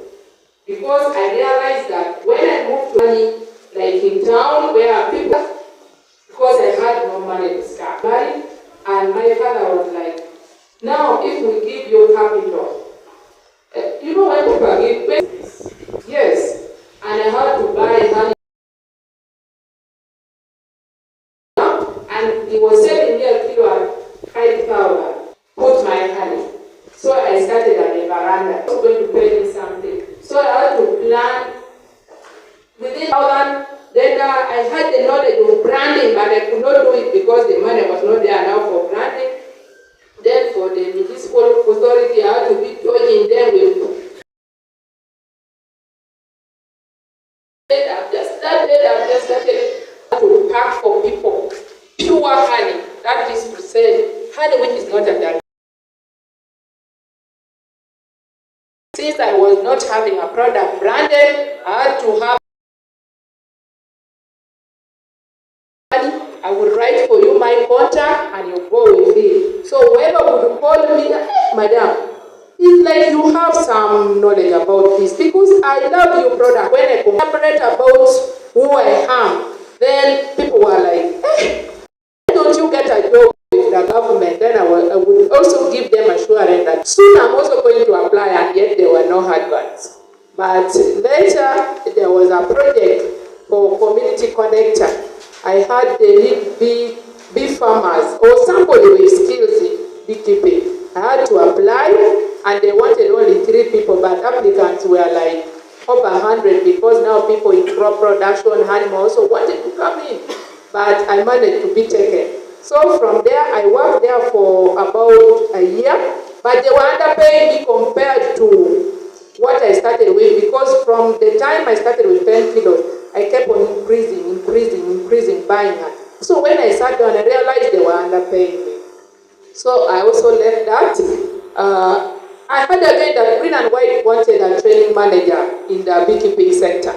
There again, they wanted only 1 person.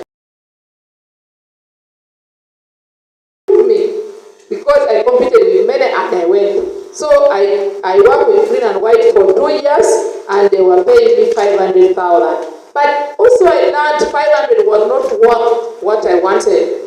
So I sat down with my brother who is an engineer. I told him, please, why is that always you don't support me whenever I'm struggling? So he told me, now, how much do you really need for after the registration? We shall see what to be done. Then we now register. He asked me now, how much do you have? But you know, someone cannot disclose all the wealth that the person has. But at least there now, we were able now to start something. We first of all also opened to get an office where we were renting now, not the veranda. Then now we had some of the equipment, and also buying now honey in bulk. But up to now that I'm talking, people still believe that when value is organic because of my products. Yes, I actually, my cosmetics, my soap, my cream, so I really don't want to be inorganic. So when you are buying my product, make sure that you are buying the products that the honor looks like. Products, see the products.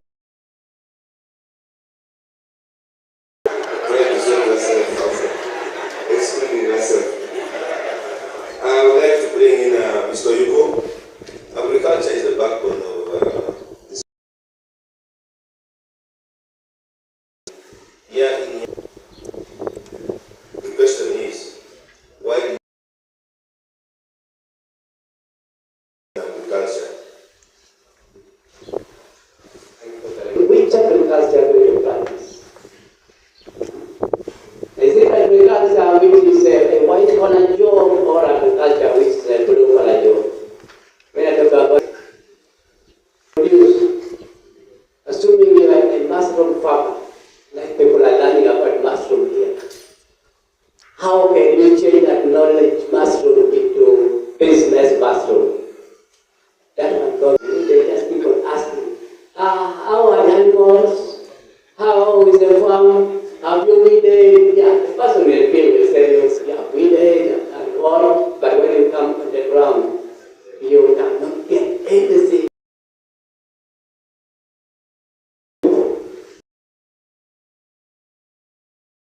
Be at your station and see what is being done. Be a supervisor. Don't be a person who just keeps on hearing, supervise your workers. See that they are doing the right thing.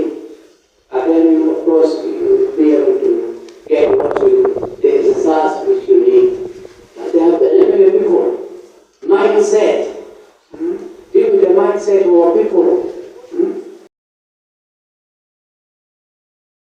Very, very cheap. We don't have the right mindset. How can there are some people who are successful in agriculture. You learn and somebody who is a farmer. They are different people. So you must be a farmer who is always on the ground, seeing whatever you are doing that is big, that is required to be done, and you supervise. That is what makes people successful in agriculture. Thank you. Okay, thank you. The principal, beauty center. There are those characteristics or those skills that you have that enable you to do the job as an entrepreneur in just about 2 minutes. Maybe you'll be able to. For that question, actually,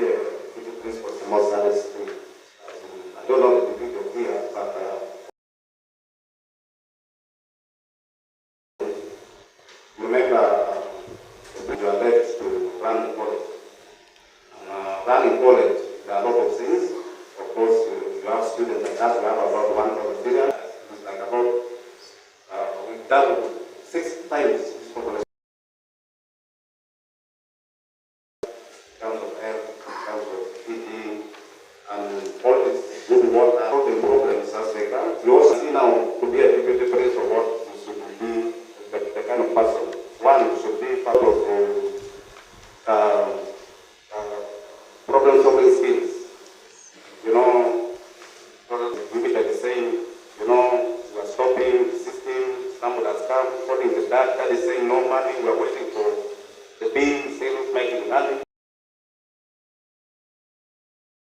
Now, you have somebody with a problem, but you are the only hope on someone's life. You get that? Because your authorization either to make that person the tester or not the tester is upon you. So the bills you should do also very close.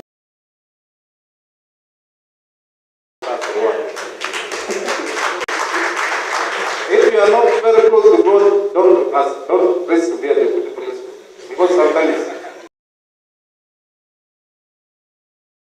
you move around and ask God, what do I do with this one? Then God will whisper you. It is that I can say it's just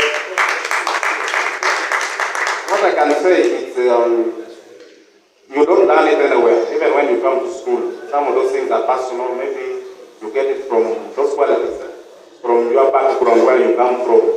Because some of these problems are not told to you, but you face with them and you need to solve as they come. Or guiding, if you want to be an administrator here, you should be good, loving and simply person. You read those, but you know, the Bible talks. We are just trying to bring those things mentioned in the Bible to real practically do it. There are a number of them here. They know how they block my offices there when they have issues there. You don't need to be somebody who's a lightist because they can not be well, rent the van, protect the person, call the right now. I'm already seeing certain things that need to be. At what time are you going to come? To get the point. So you kind of think, so they are the children sometimes that look what? People, most of us ask the engineering. So for me, I've relaxed the engineering side, brought also the social aspect. This is the truth. What we want to do is to run. You get that? People wake up. The kids need to take breakfast, right? Maybe there are issues of the class kind of family members that you are really the head and to see the teachers. Where it's the question round in the evening, people need to come and do exercises. Sometimes they know what it means. It is a complex thing, but it's also very good. Because before you come to principal, you must have tested. It's like going to heaven. You must have died. There's no way you get to principal section of training. You need anything. Being within government, not having grants, giving time. You have suppliers. You think, how am I going to pay this? But I give press on you. Be flexible, but I'm used to it. So much for your insights. My next, the person who created fashion was a man in 1845. Fashion in 1845 as a man. You realize in fashion, gentlemen are few. I don't know some of the reasons as to why gentlemen are few in fashion. They believe only ladies should embrace being in the work. What inspired you as a man to pursue? Thank you so much. That is the most interesting question I've ever had. As I've said before, that many people believe, even up to now, those who are seated here, if not 80% believe this is a job for ladies. What inspired me was my mother. At that time, the children of my size the young ones could walk half naked. Because you have a pair of socks of which there's already a patch at the back.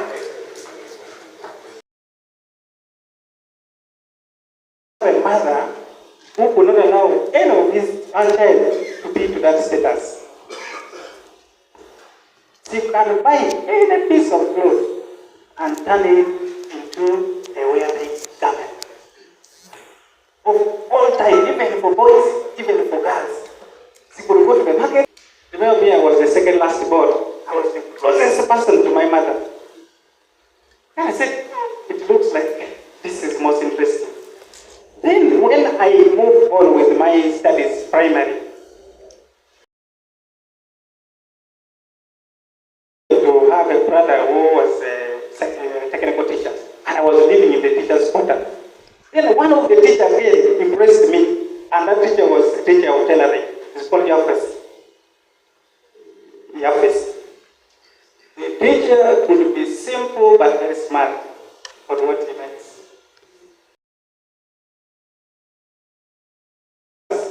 Unique. Wow. When I completed the P7, they asked me, because my father wants me to be all his directives was, you have to be a lawyer. Because I'm the youngest son, and my lines. To his disappointment, I told him, yes. Which course do you want to offer? I almost became a reject. She started noticing that I'm progressing achievement that I'm putting in place. But for her, I was a reject. How can you pass this even well? And again, you say you're going to do it technical. And moreover, before you talk of being an agriculturist, engineer,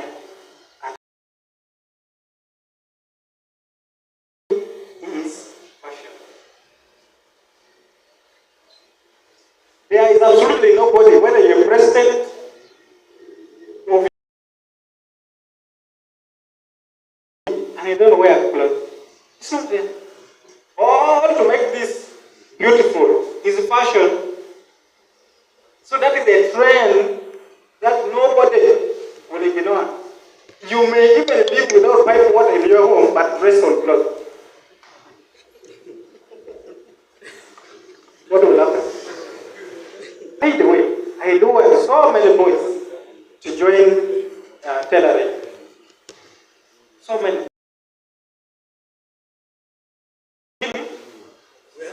Down there.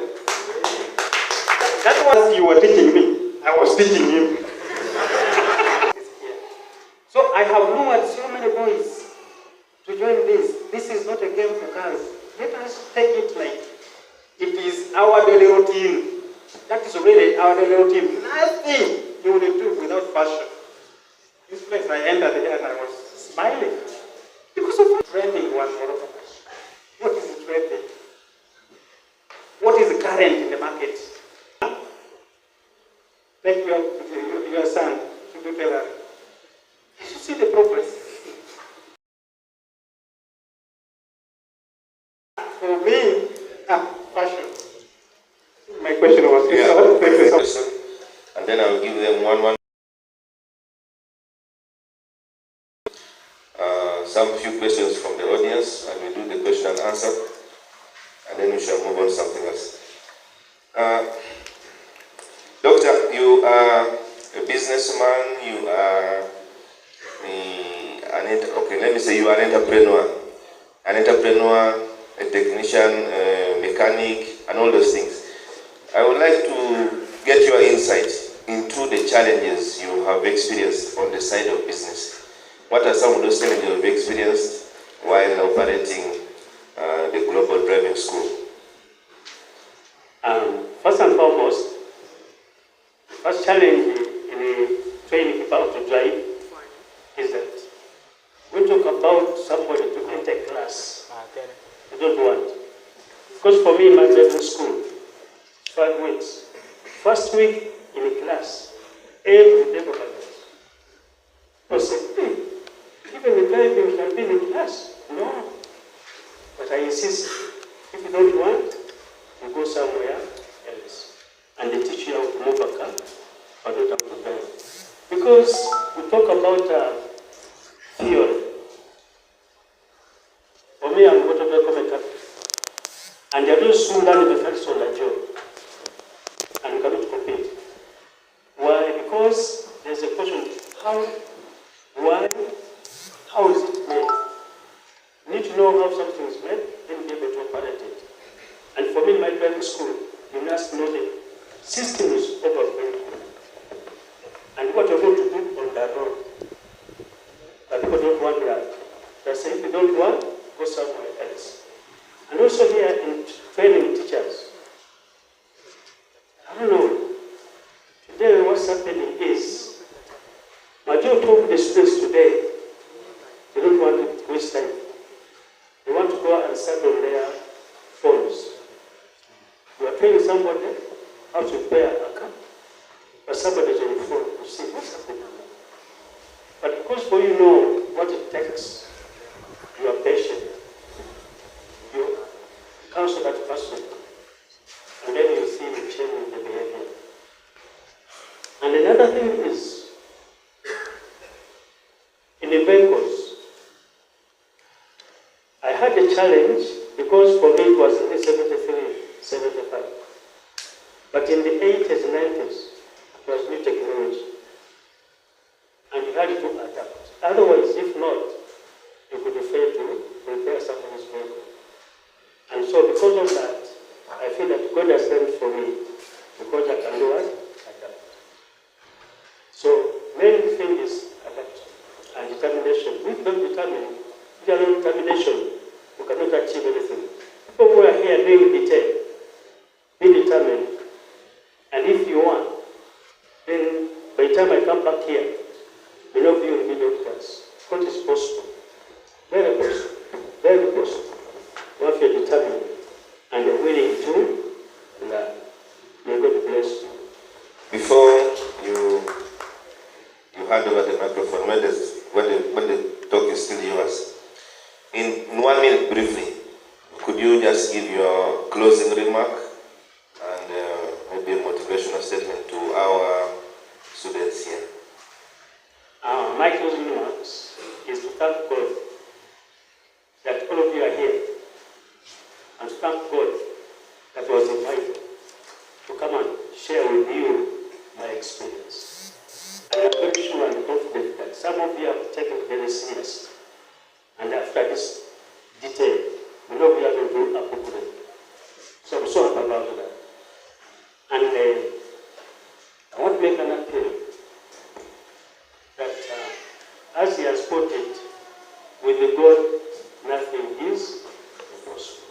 With the God, everything is what? Possible. So, believe in the God. Know what you want. And if you know what you want, go for it. And you'll get it. Thank you so much. Okay, thank you so much, Doctor. Mr. Okwil Maxwell, your closing remarks? Thank you so much. In the first place, I'm so delighted to be here to talk to these very important people. These are the very important people in Uganda today. If you see the emphasis of your grow is through these people you are seeing seated here. And I happen to be one of the speakers to them. I'm so delighted for that. That is one. Two, you are in the right track. Not even a packed track, the one which is moving. For those who might have joined technical education because somebody forced you and you moved as a last resort, wake up. You on the alert and say, hey, this person has forced me and I'm right now in the right track. And be determined to succeed. Winners don't quit. For you to win and succeed and achieve all what you have and even thrive is through tolerance. You have to tolerate, you have to give time, and above all, honor and respect God. Thank you. Okay, thank you so much, Mr. Bonzo.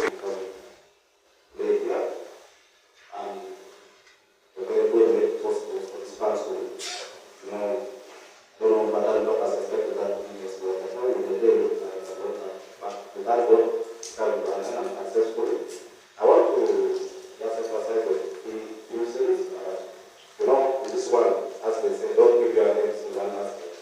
I told you I'm a trainer, I'm a consultant, I'm about to train them. Before that's five, not 2 or 3 months. So I'm saying, you are going to be a trainer, but use that skill to go an extra mile. Don't get yourself in class. If you're a mechanic, you'll go his way. If you're a builder, you can't see that the building comes down or clean opportunities in construction. So you get yourself out of it, you can train along with other things. That's the one. Me, I'm doing, I told you I practice a lot of engineering, and I'm also a builder. So next time you get me another course, I will be engineers. That's why I build about skills. You can only not do one thing. You can do that and that. 2, the world is getting digitalized. Don't say, we're getting to a trend where if you don't come up, you're going to win the edge. So what I'm trying to say is your skills get a way to catch up with the rest of the world because the competition is now there. So if your skills, make sure you step it up. If they're not, you're going to using computer. In other words, you should be able to learn new things as they come. Don't get too rigid that you are learning from every day. New things are coming, new innovation. If you are so you need to be explored in a way that you will understand how technology is moving to go back. So be relevant to the community as you solve community problems. Okay? That's my message. Then I also want to say that it's not the end of the game. After you have one doctor saying it's starting somewhere because of that, we don't stop here. Here is just maybe first to Tibet. To get that. But to be a Tibet trainer, you need also to step up. By the way, there are a lot of policies, like Tibet policies that are coming, like a lot of innovations. Like we here, like my college there is going to start awarding, like, and people are already doing the training. So it means that after here, we started like you, let's start up there fast and now. Actually, I want one professor. Most of things are here. That's why every time I'm books like that. So also should say, don't get convinced with the level you are in. Let them get you when you are studying. You will be the happiest person to ever. Because God will ask you, I was studying and I was learning.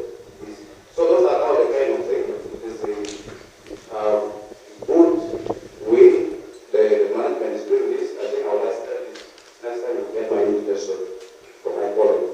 We have never done one, but the big college are inspired by what I saw today here.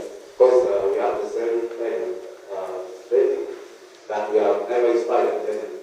So I need also have that. I will learn that I need to start doing it. So next time we get my invitation, many of you, please support that. I want to thank, may the Almighty Father bless the management of Abilonino and also bless BBOP. This is not my first time being with BBOP.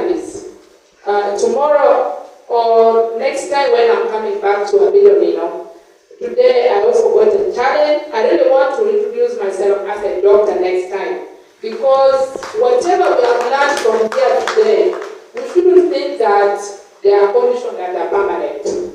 I really want to say, me and you, we can make it, we can become these people. people work here because others started their journey in 1970s, way back when we were not yet born.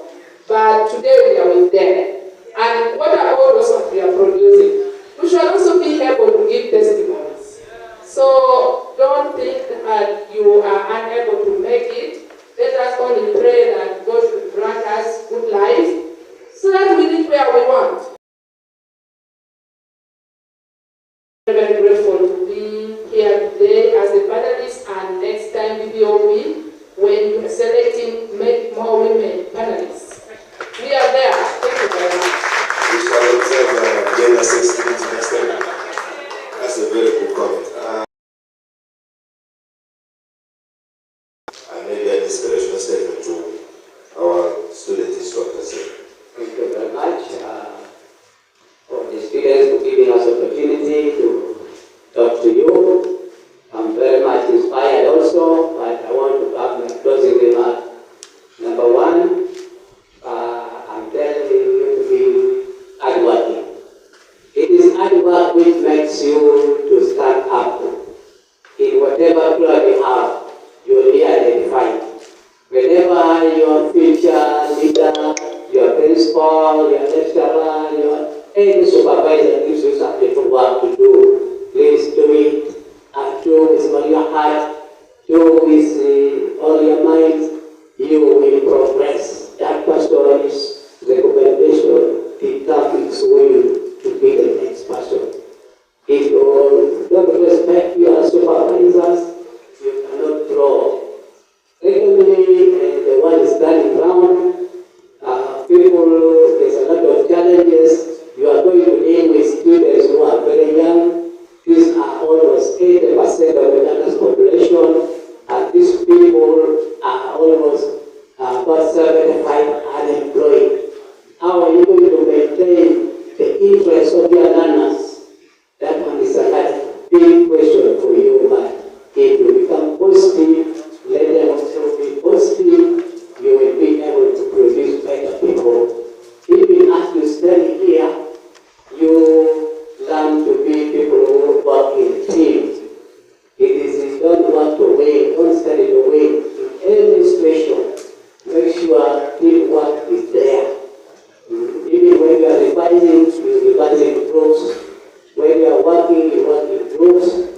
I don't have much to say, but also in as young people, I'm telling you to take care of yourself. I can see in your faces big people, commissioners, ministers, and very high people in you. So take care of yourself. It's there.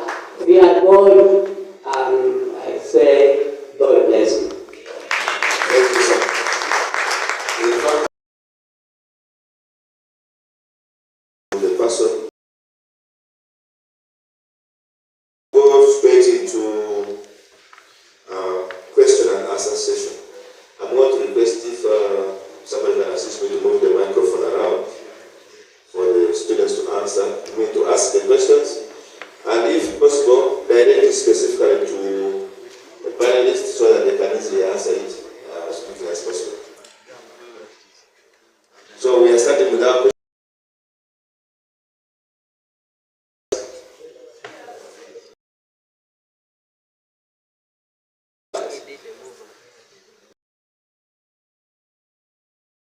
We can distribute them so that we can save the time.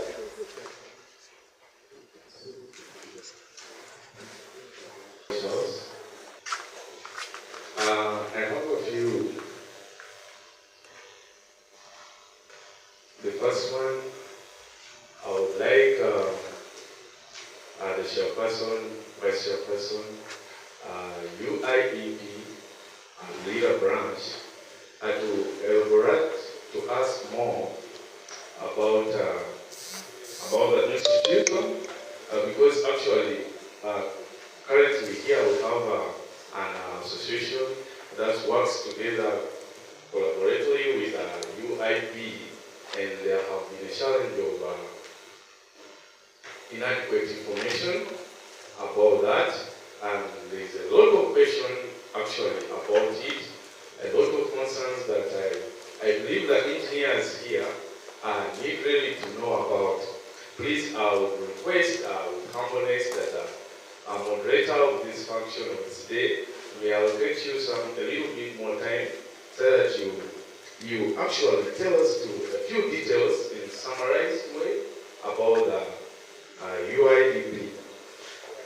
Secondly, I would like to really extend appreciation to the VDOB for what they're doing. I'm really, really very inspired and motivated because of them. Actually, for the past two days that I've been having a workshop, I attended, and actually I will have to say that I benefited a lot out of it. Though I'm not a student for agriculture, I try to make my way inside there, but I really benefited a lot from that. So thank you so much, BBO. And lastly, I would like to get advice from any of the panelists. I did carpenter and joinery. I advanced and I did diploma in architecture, and I'm here today. But I have felt that I should change. I'm having a feeling I should change on trade. I've actually gotten interested in agriculture so much, and I've always been trying it down there. I like piggery. I try to make some fish ponds, but I've been failing. But I would like to give you an advice on this. Thank you so much. Okay, thank you for your concerns, your compliment and the two questions. Let's first get them so that we get the questions first and we get the answers at once. Let's have another question.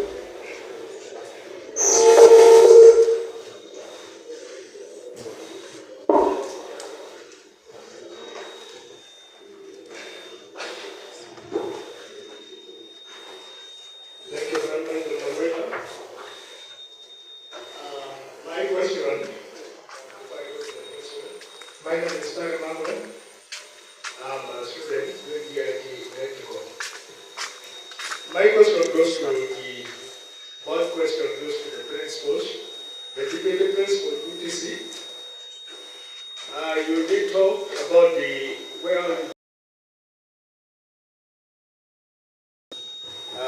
you take your school practice, and there are possibilities that we may go to national either senior 4 or those ones who come from the junior. The question here is, how have you managed to bring competent technicians out of the mixture of senior and senior national certificate?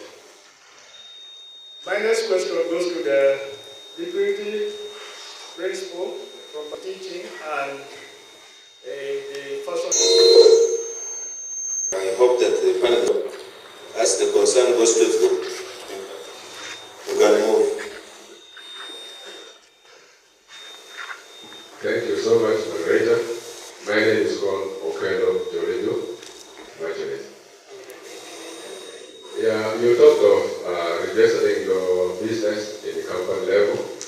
So I would like you to talk about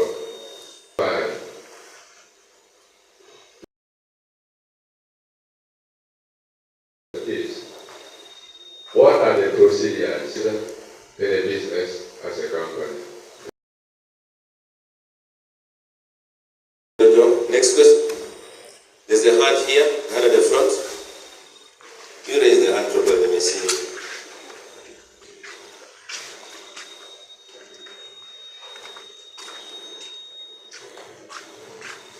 Thank you very much. First of all, I want to thank you so much, especially VDOB for this kind of organization. I also want to express I really believe that at least let there be a fashion person in that model, and so I am a student of fashion, that is other technical. I got inspired from internet. how to make jackets like this, how to make trousers on YouTube before I went to school. Unfortunately, when I went to school with my digital kind of knowledge that I learned from somewhere else, I found it so difficult with my teachers because I couldn't draw patterns the way they are teaching in the book. I couldn't do that. So my question is, and I wanted specifically to ask, direct my question to our principal teacher. How do you deal with a mentor who is so much analog and is not willing to adjust to the digital information of today? And it is just without being disrespectful or looking like a disrespectful. How do you deal with them carefully to pass your idea or share with them the knowledge that you have learned and they are resisting it? Thank you. Okay, thank you for that. Are the questions over? There's one at the back there.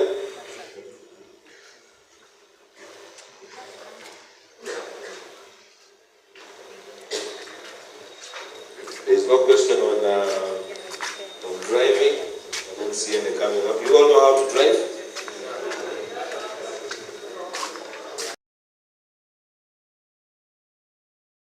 My name is Mbatiro Flavia, and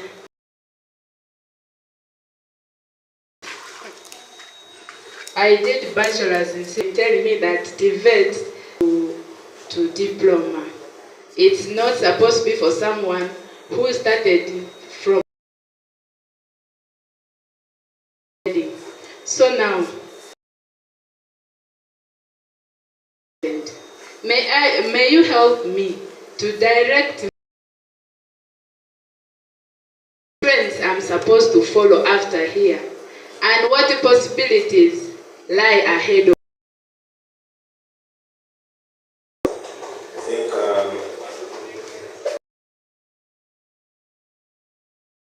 there's one here. It's the last question, and then we shall have the responses on those before we take another round.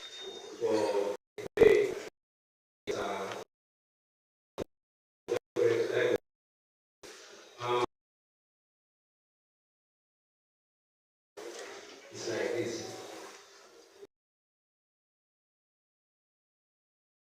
You study, our friends of education in Ghana, you study up to master. That's where always there's a stumbling block and the senior lecturers there.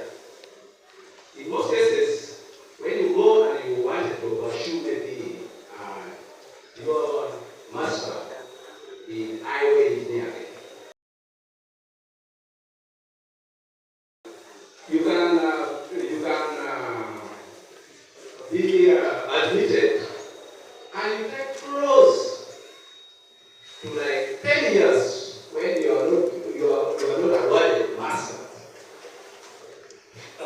Like my friend who studied highway engineering, he finished only 1 year, then the research took him 2012.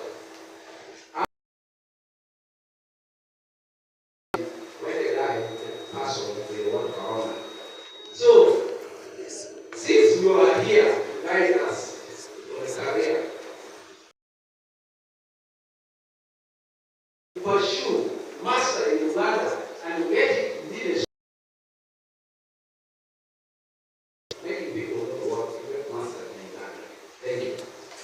That's a good one. Stumbling block, I think, to the supervisor or something. We'll start with this order. Did you have a concern that you registered? Okay, where is our microphone?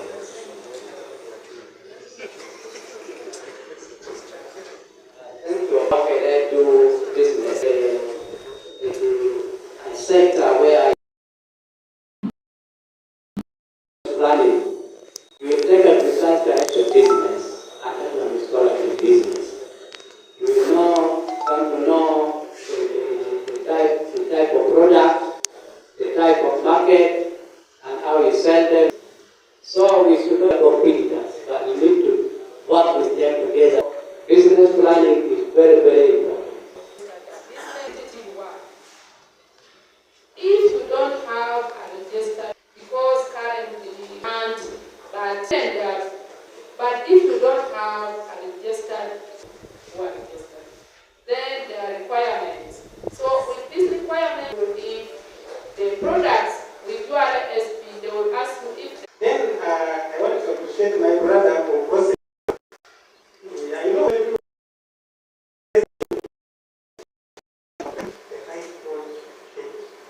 I have an example that I have also convinced and cost, and this is now an instructor one of the.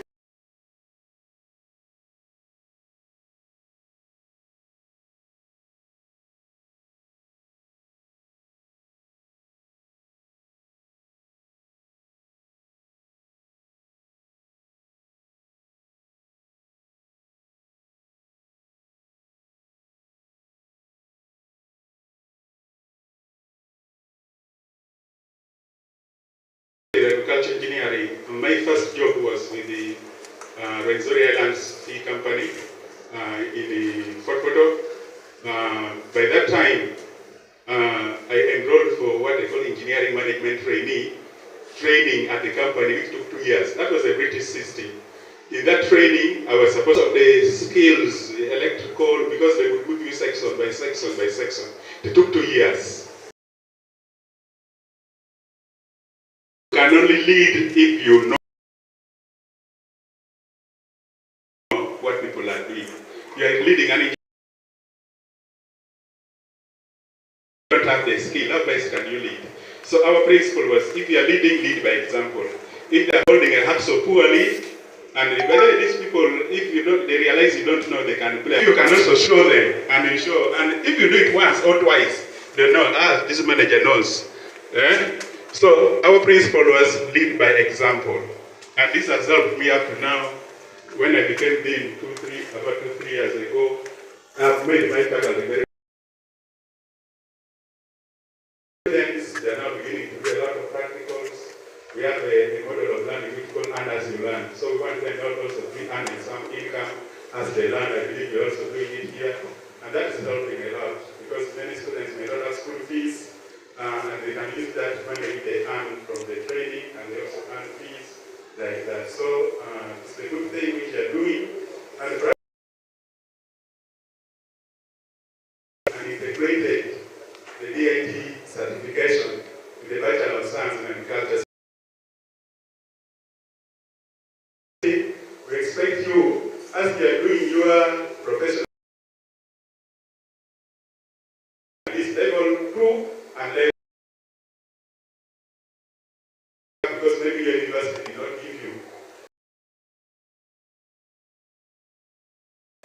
If you look at the global level, and she talked about it, the Mastercard Foundation, most funding organizations, they are not looking at scaling. Even European Union, we have just won a project on scaling. We are doing so many scaling activities.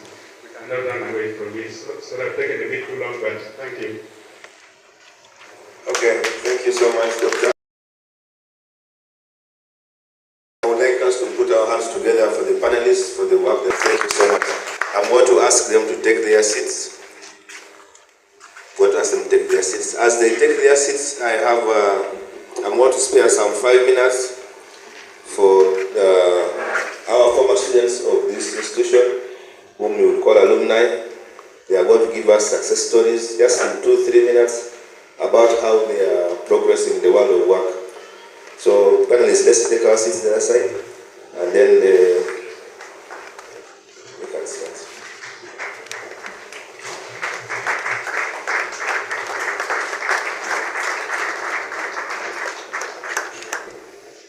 I'll start with the lady who will give us the success.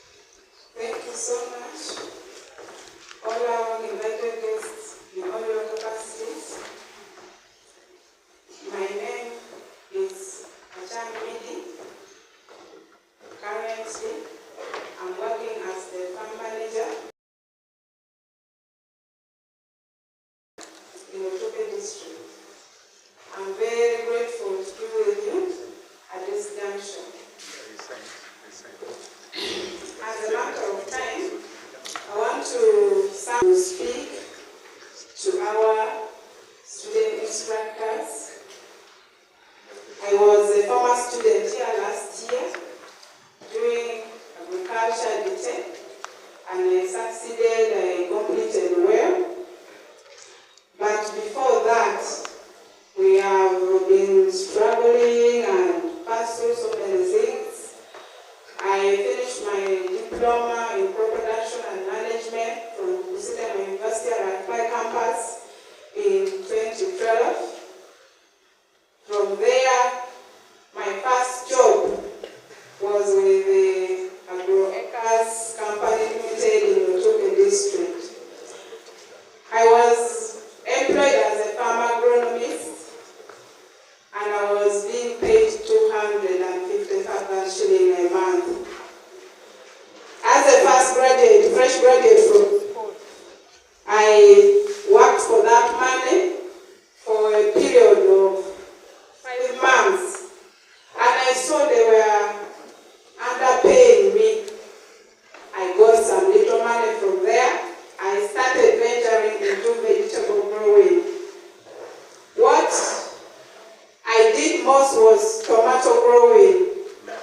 I started with the 2 sackets of Rio Grande 1 by that time, and I planted my seedlings. And to my surprise, I got around 30 boxes from those 2 sackets. And I sold each at around 25,000. 25,000, you multiply by 200, 25,000 a box. So I got some money like 500, 600. So I saw it was something more than the money I was being paid. That year, 2013, January, we got some co-funding from Youth Livelihood. That was 2014, So they gave us, we mobilized ourselves into groups, ladies, and we added some. And during that process, I again got a chance. I got to work with the FAPAD as an extension worker. So it was a privilege because it was near from where I come from. At the same time, doing my field work, extension work with FAPAD.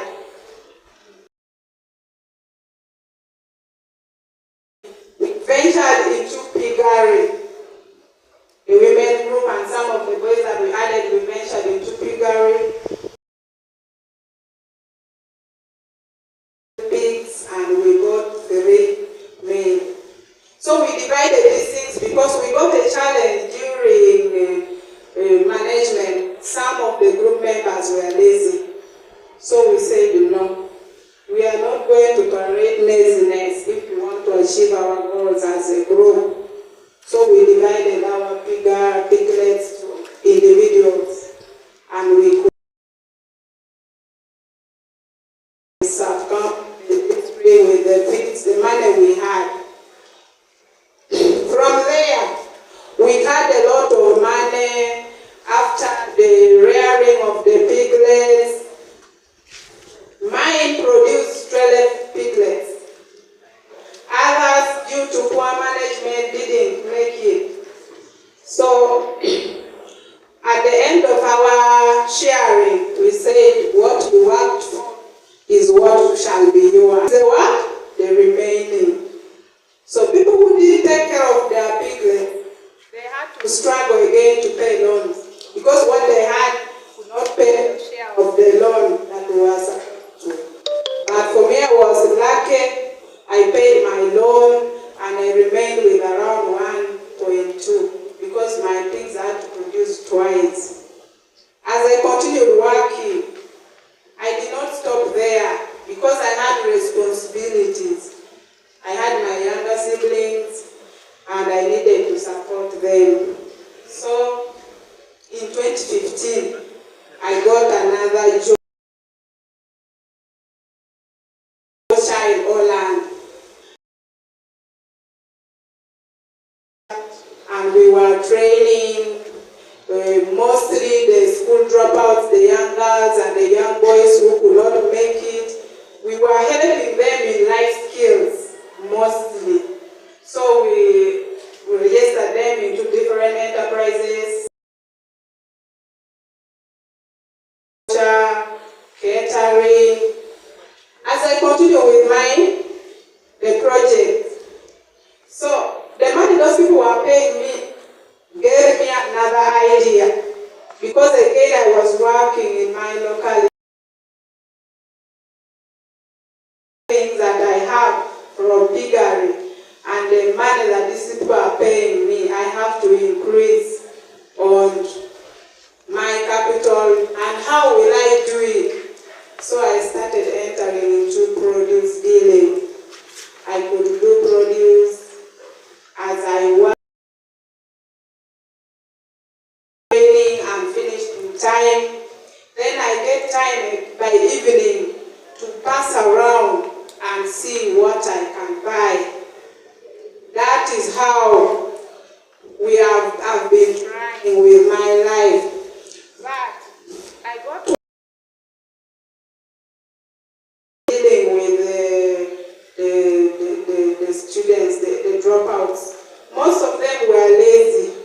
They didn't want to take up the projects. They didn't want to be serious during the trainings. Even after giving them the startups project, some of them misused them. I said, no, how can I help these fellow students, fellow girls and boys who are now in the village to be a better people in future? So, Water Olan did not those students' words dropped in senior 2, then we took them and they are now employed. I said, no, I have to join the tech. I do that so that I can get opportunity to talk for people that besides what you have done in agriculture, because me, I love agriculture so much. At the president's farm is training. We always, if they go out, how can they manage life? How can they use this vegetable growing and they give you something, waiting for white collar jobs?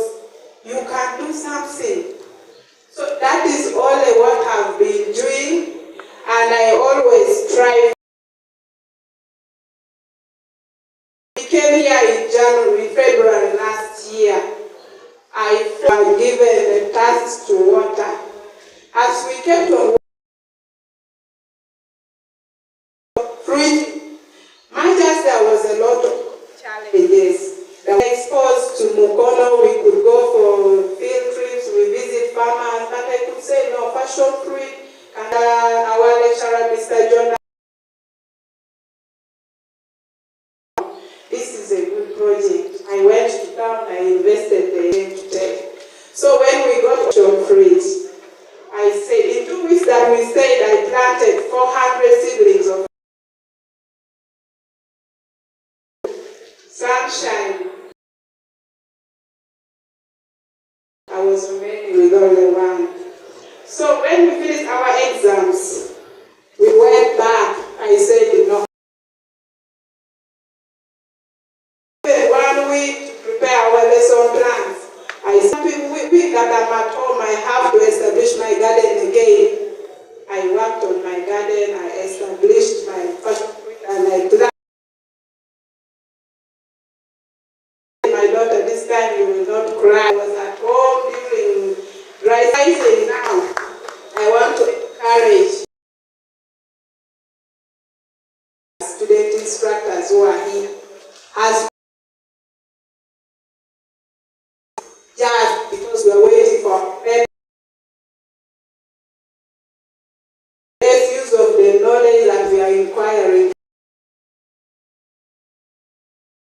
Projects, you can choose one, because if you put many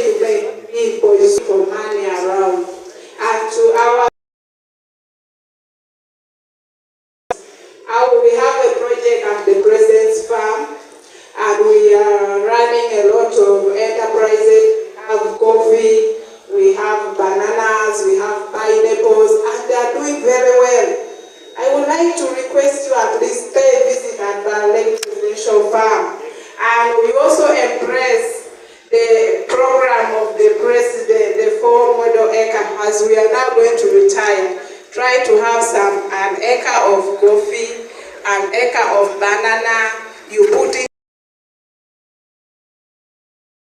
for retirement. You still, I want to thank God again and everybody possible, I mean, and for this opportunity. May God bless you all. Okay. Thank you so much, Nikki, for your story. Now, the next candidate here. Students here, I'm going to request him to the video. We need to have that background. But also use as a brief summary of home. Just a pass here.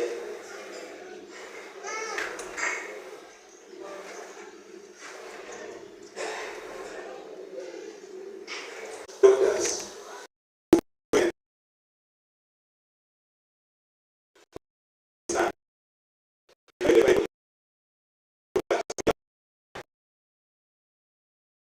Issue of career choice. A very important issue, and it is a big challenge to young people. But I want to say this, that all career is important. Whatever career you choose is important. What matters is you, the individual. Can you excel as successful? I don't think you can say any of them is not successful. They have grown in their career and they are successful. So for me, what I say to my students, whatever career you take, give your maximum effort. You will excel. When I was studying in Makerere, they used to have a program. They used to call it MDD. Music, dance, and drama. In the 90s, that was the previous it was an MDD. Actually, I think there's a language where they would call it Music. Maybe totally stupid. But right now, the entertainment sector, if you go to the national economy, one of the biggest sectors. The people, the vehicles, or the life which the musicians can afford, there is no one who can afford.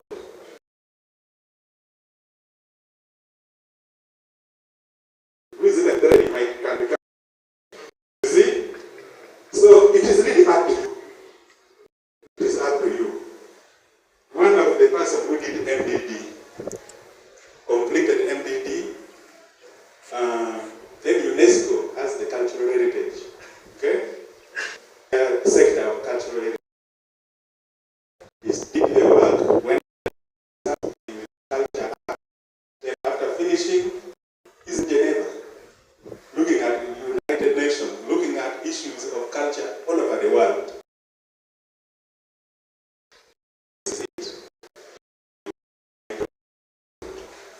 That I've taken a wrong profession and therefore I cannot progress. I'm already dead.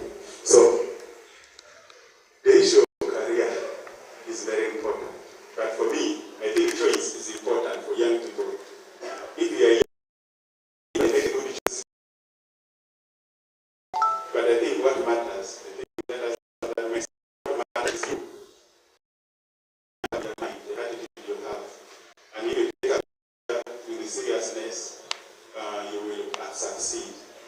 Personally, when I studied A-level, I performed well and I was admitted in Makerere. But on reaching it was Faculty of Technology, on reaching there, I was bombarded by several students. There were students from Budo, from Abilonino and other institutions. They asked me, but you qualified for civil engineering, why didn't you apply for civil engineering? And that will disturb me. All the time, and they, why? I said, but this is about a career. And right now, we work together. Because we have moved away where you work alone as an individual in your career into a multidisciplinary setting. You alone in your career, you cannot do much. We have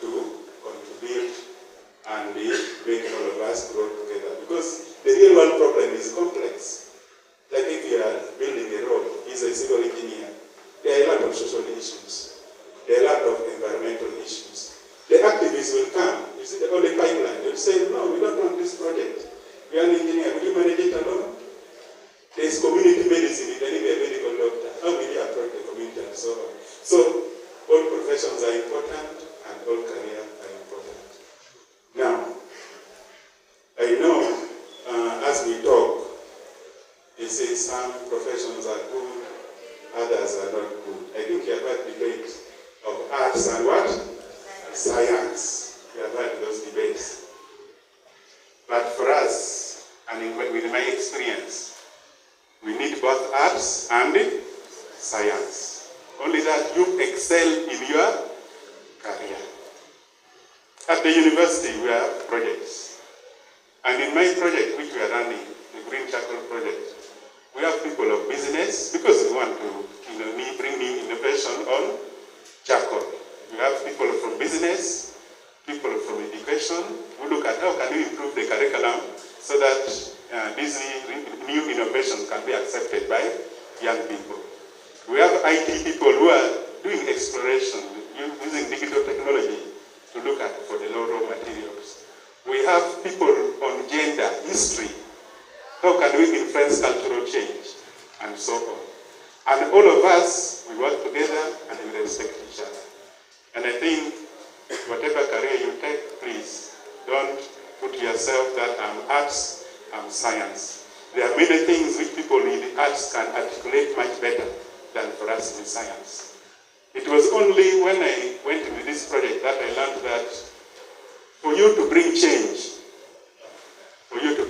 like for me I work a lot on renewable energy technologies. I learned that most of the energy technologies, even in domestic, it is women who manage it. But if you look at the modern technologies in Uganda, it is men who design.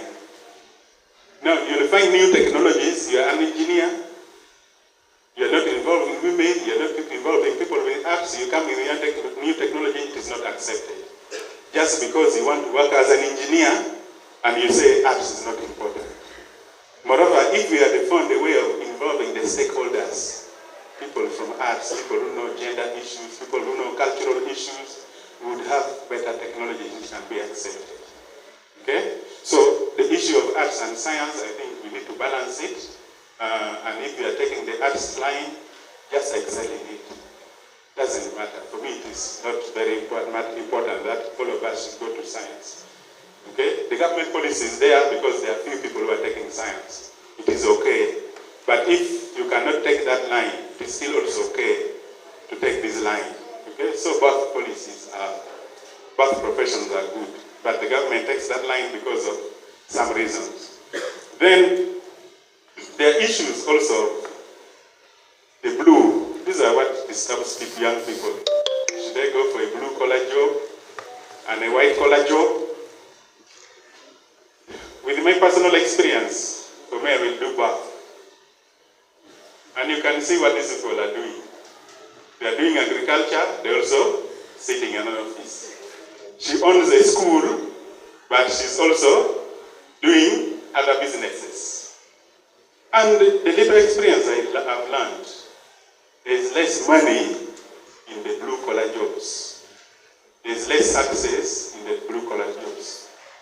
But what you can get a lot from blue-collar jobs is this kind of arrangement. The networking, and then the initial capital. For me, I consider my salary as seed capital. I don't want to take my salary as what? The net money which I should spend. Because normally when I take my salary, even if it is very good, by the 15th of the month, it is gone. So I made a decision deliberately that I'm going to do both a blue-collar job and white-collar job. During morning hours, I'm in office. You come to my office, I will handle you like an officer. In the evening hours, I go to the farm, I put on overall, and we work with the farmers. Then, sometime in the morning, we go to the market. We go and sell the vegetables. And we have learned how to sell vegetables in Gulu. We can now sell. At the beginning, we had difficulties. And there's no way you're going to learn how to sell vegetables unless accept also God, go down into the community and handle also the what? The blue collar aspect. So I'll really encourage all of us not to take side. That for me, I'm arts or science, I'm white or blue collar. For me, I prefer both. Right? Then, in the issue of career choice, there's the issue of male-dominated career and female what? Dominated. My young child tells me, they were having a conversation. Then the other girl says, I want to be a doctor. It's a lady. Then the other one answered, but can women also be doctors? You know, that mindset is in the children when they are very young.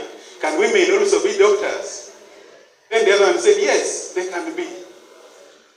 I think both men and women can do anything. We all have that capability.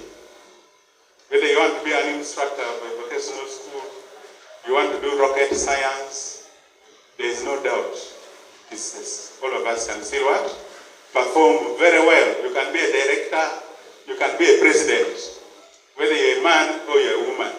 We know the very powerful women like Margaret Thatcher, who was the Prime Minister of UK, and many others. Okay?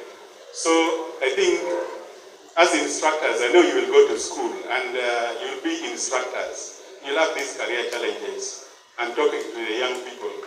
You need to encourage them. What we need is encouragement to the young people. Because some, if you don't encourage them, like my agriculture student, they'll never perform well. Actually, some waste the first year lamenting. Then their CGPA is low. By the time they reach second or third year, bringing that CGPA is very difficult. So we are all career managers. I request that as instructors, when you get out and talking to the young people, let us encourage them to maximize their full potential, whether male or female, in whichever discipline. I've seen women who are doing good welding.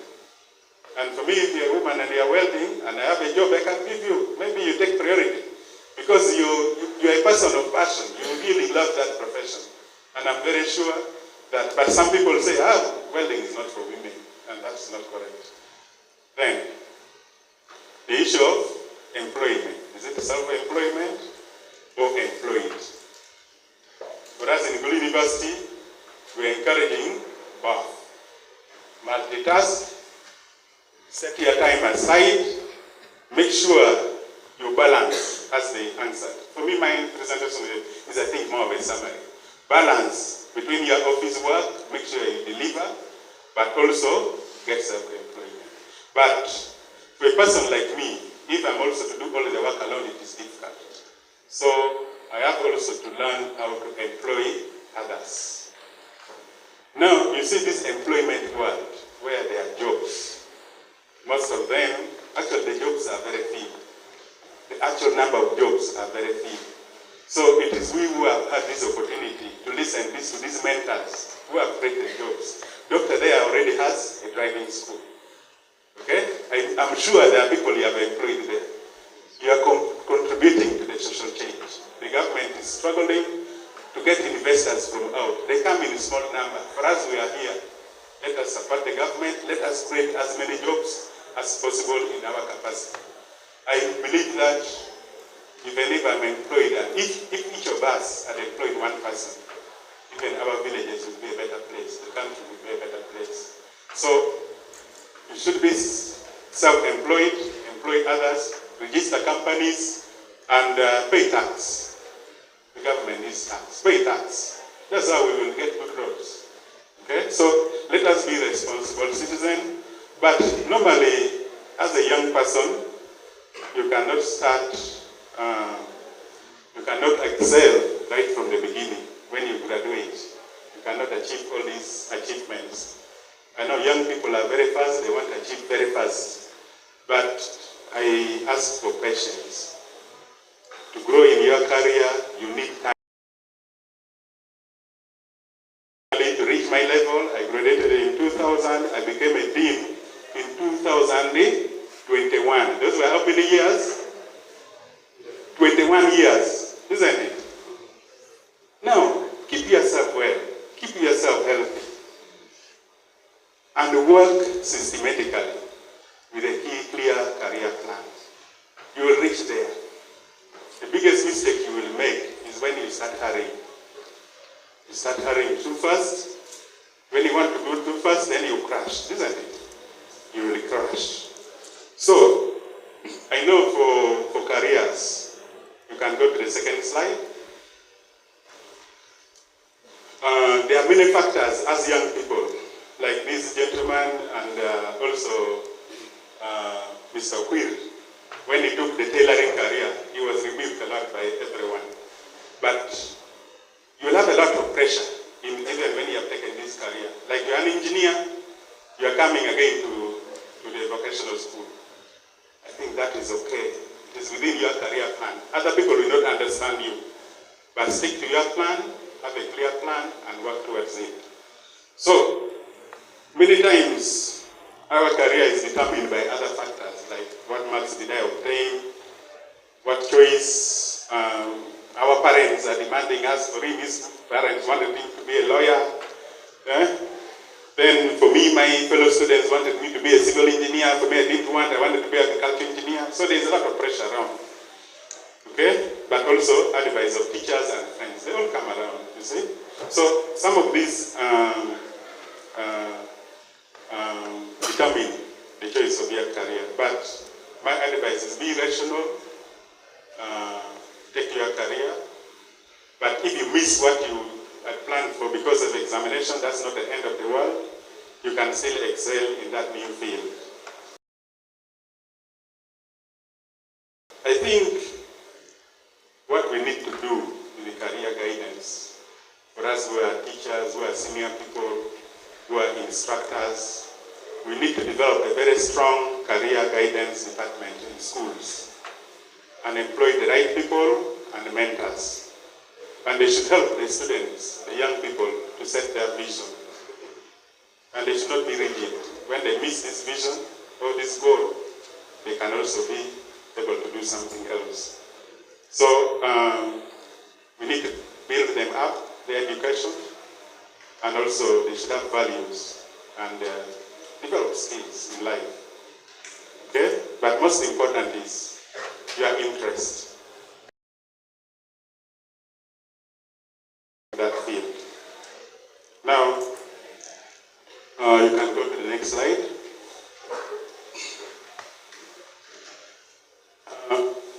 Next. Generally,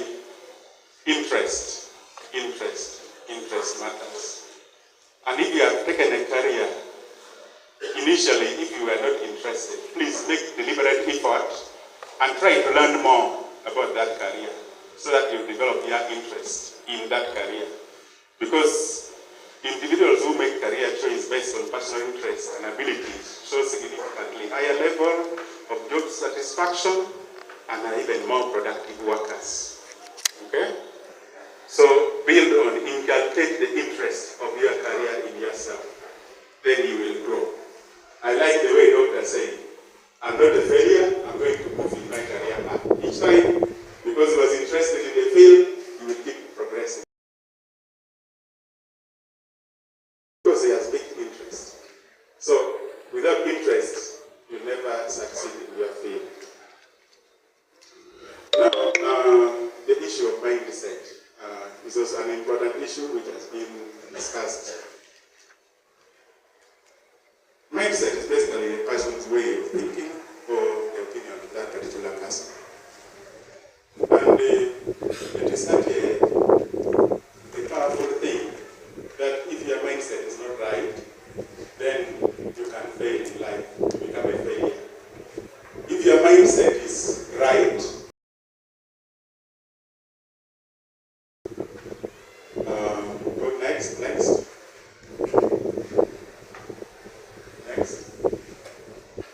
Yes. There's this popular saying, I think we have all seen it. Your attitude, I think one of us mentioned it. Your attitude determines what? Your altitude.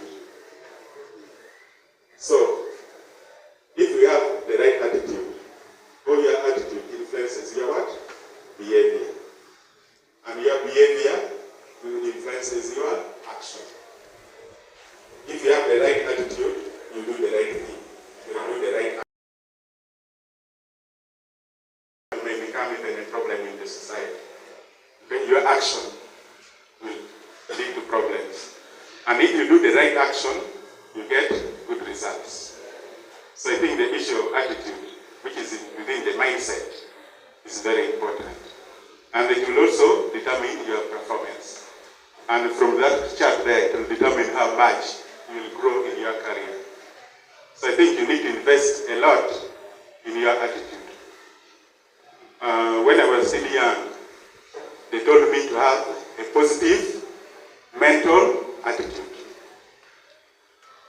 Have positive energies. If everything which your supervisor tells you, you see it negative. You are given instruction, you are given a job. Remember what the keynote speaker said? They say, she has self-drive. That comes from the what? The attitude. You don't take your job with a negative mind.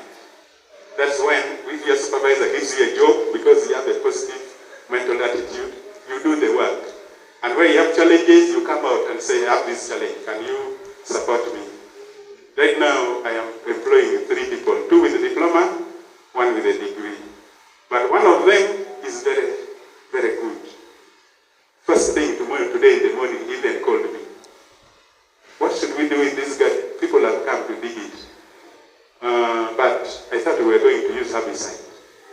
At 6:30, can you imagine? Can we have more of those people? But the other 2, until when you follow them, they'll not do anything. And it is a problem. It's a big problem. So the attitude, when you are given a job, even if the salary is small, as a young person, make good use of that job. Because sometimes the experience, the skills you will get, will take you very far. You may need a number of years, as I said earlier. For me, when I started, my salary was very small. Okay? Very small, and most young people would refuse. But the skill I got from that job and the experience I got helps me up to today. They are very important. So, have a positive mental attitude, because your attitude determines your altitude. In terms of mindset, there are 2 types of mindsets here we can think of. And it's determined a lot by the kind of attitude you have. It's what we call the growth mindset. The growth mindset. Someone is growing. This year I want to be this. Next year I want to do this. The other year I'm starting this business. I think the engineer even already from here, he had a vision out of the interaction. He's going to start another project, you see? So, they are thinking about growth. And this is the kind of mindset we want in young people. Some of us miss this opportunity to get this wonderful mentorship opportunity. But for you who have been very lucky, I would advise that you have a growth mindset. In that, you will try to do something, you will fail. It is normal. I told you earlier, I tried, I worked on tailoring, I had challenges, I left. I worked on dairy animals somewhere. But that was an opportunity for what? For me to learn. I did not give up that I cannot manage business anymore. I kept on looking for other opportunities. And when you fail here, don't say, for me I'm not gifted, I cannot manage any business. It's an opportunity. You learn, adjust, you grow. Right? And you should say, I can learn. The person with a positive mindset says, I can learn to do anything I want. You have that mindset. The issue of adaptability. New technologies are coming. I had a professor, when the computer came, he refused. You're a professor in the university. He refused. He said, these are professors. Those days they used to write by hand, and then the typewriters came. Now when computers came, he refused. Now when they applied for a contract, but they said, but professor, you don't know how to use a computer. These are young people, they're all using computers. So you go home. And you didn't have a business. You see? Now you're used only to teaching. No business, doesn't know computer, doesn't want to learn, right? So these are the kind of things you should be willing to learn. A person with a positive mindset, when a new technology comes, they adapt. And the challenges is seen as a tool to help you grow. Okay? So, you'd also like to try new things and so on. But avoid this negative mindset, because you think your failure is limited by your abilities. Your abilities, you can work on it and you can do more. Okay? I'm not good at anything. Okay? My abilities are unchanging, you know? I do not like to be changed, right? Like that professor who doesn't want to learn a computer. It's negative mindset. You have to avoid that thing. When you're frustrated, you just give. I've known people with a lot of potential. I see potential in them. But because they were frustrated, they tried this business, they failed once, they just give up. And then they are leading our economy not to grow. Because we need more people who can adventure. Okay? And they want to stick to what they know. They don't want to learn new things. Very rigid. So flexibility, the keynote speaker talked about all these things. Mine is more of a summary, really. You need to see the way you do your things, or the way you talk, the way you speak, the way you express yourself. You know, if you have this negative mindset, we can easily see it. It's very easy to see for people who are teachers. And you send your child to do something, the child is like, you can ask, are you able to do this? I can try. I will try. You know, that is a weak kind of communication. If I tell you, go and do this, okay, sir, I will try. Help these young people in their career journey. Thank you so much, Principal. I want to thank BVUB for supporting the to us.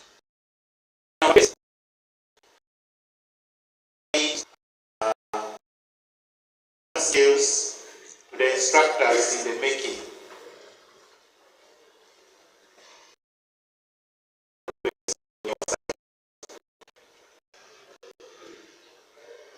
I want to thank the staff of NICA, Abilonino, for actively participating in the arrangements. Thank you so much. I want to thank the students for coming to attend this event. The information you have got here today will go a long way in shaping your career. The same if you put this information into use. Thank you so much. So, ladies and gentlemen, we have come to the end of this function.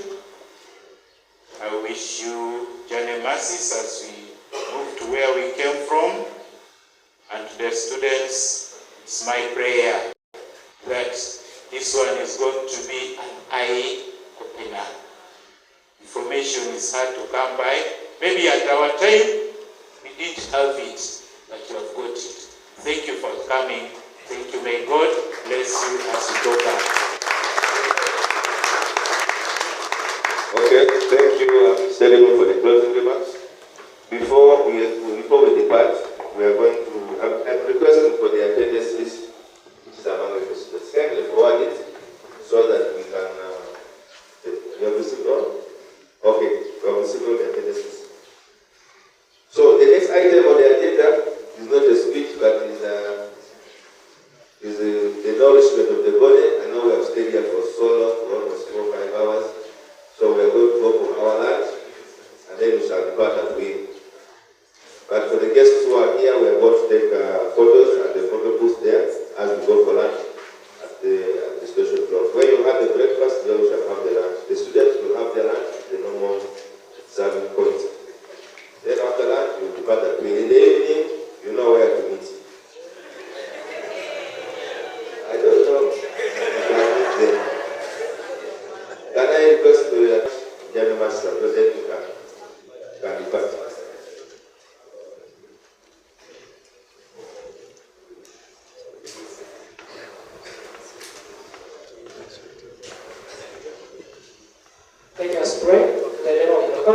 the Son, and of the Holy Spirit.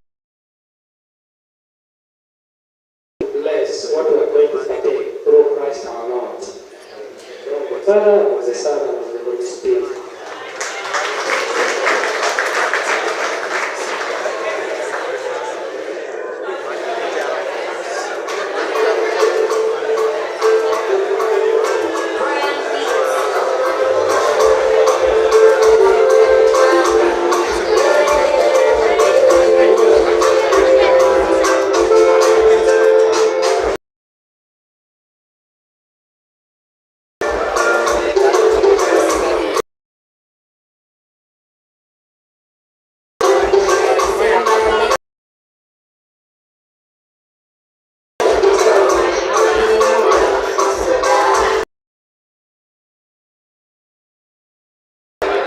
Now, students, staff, the Bible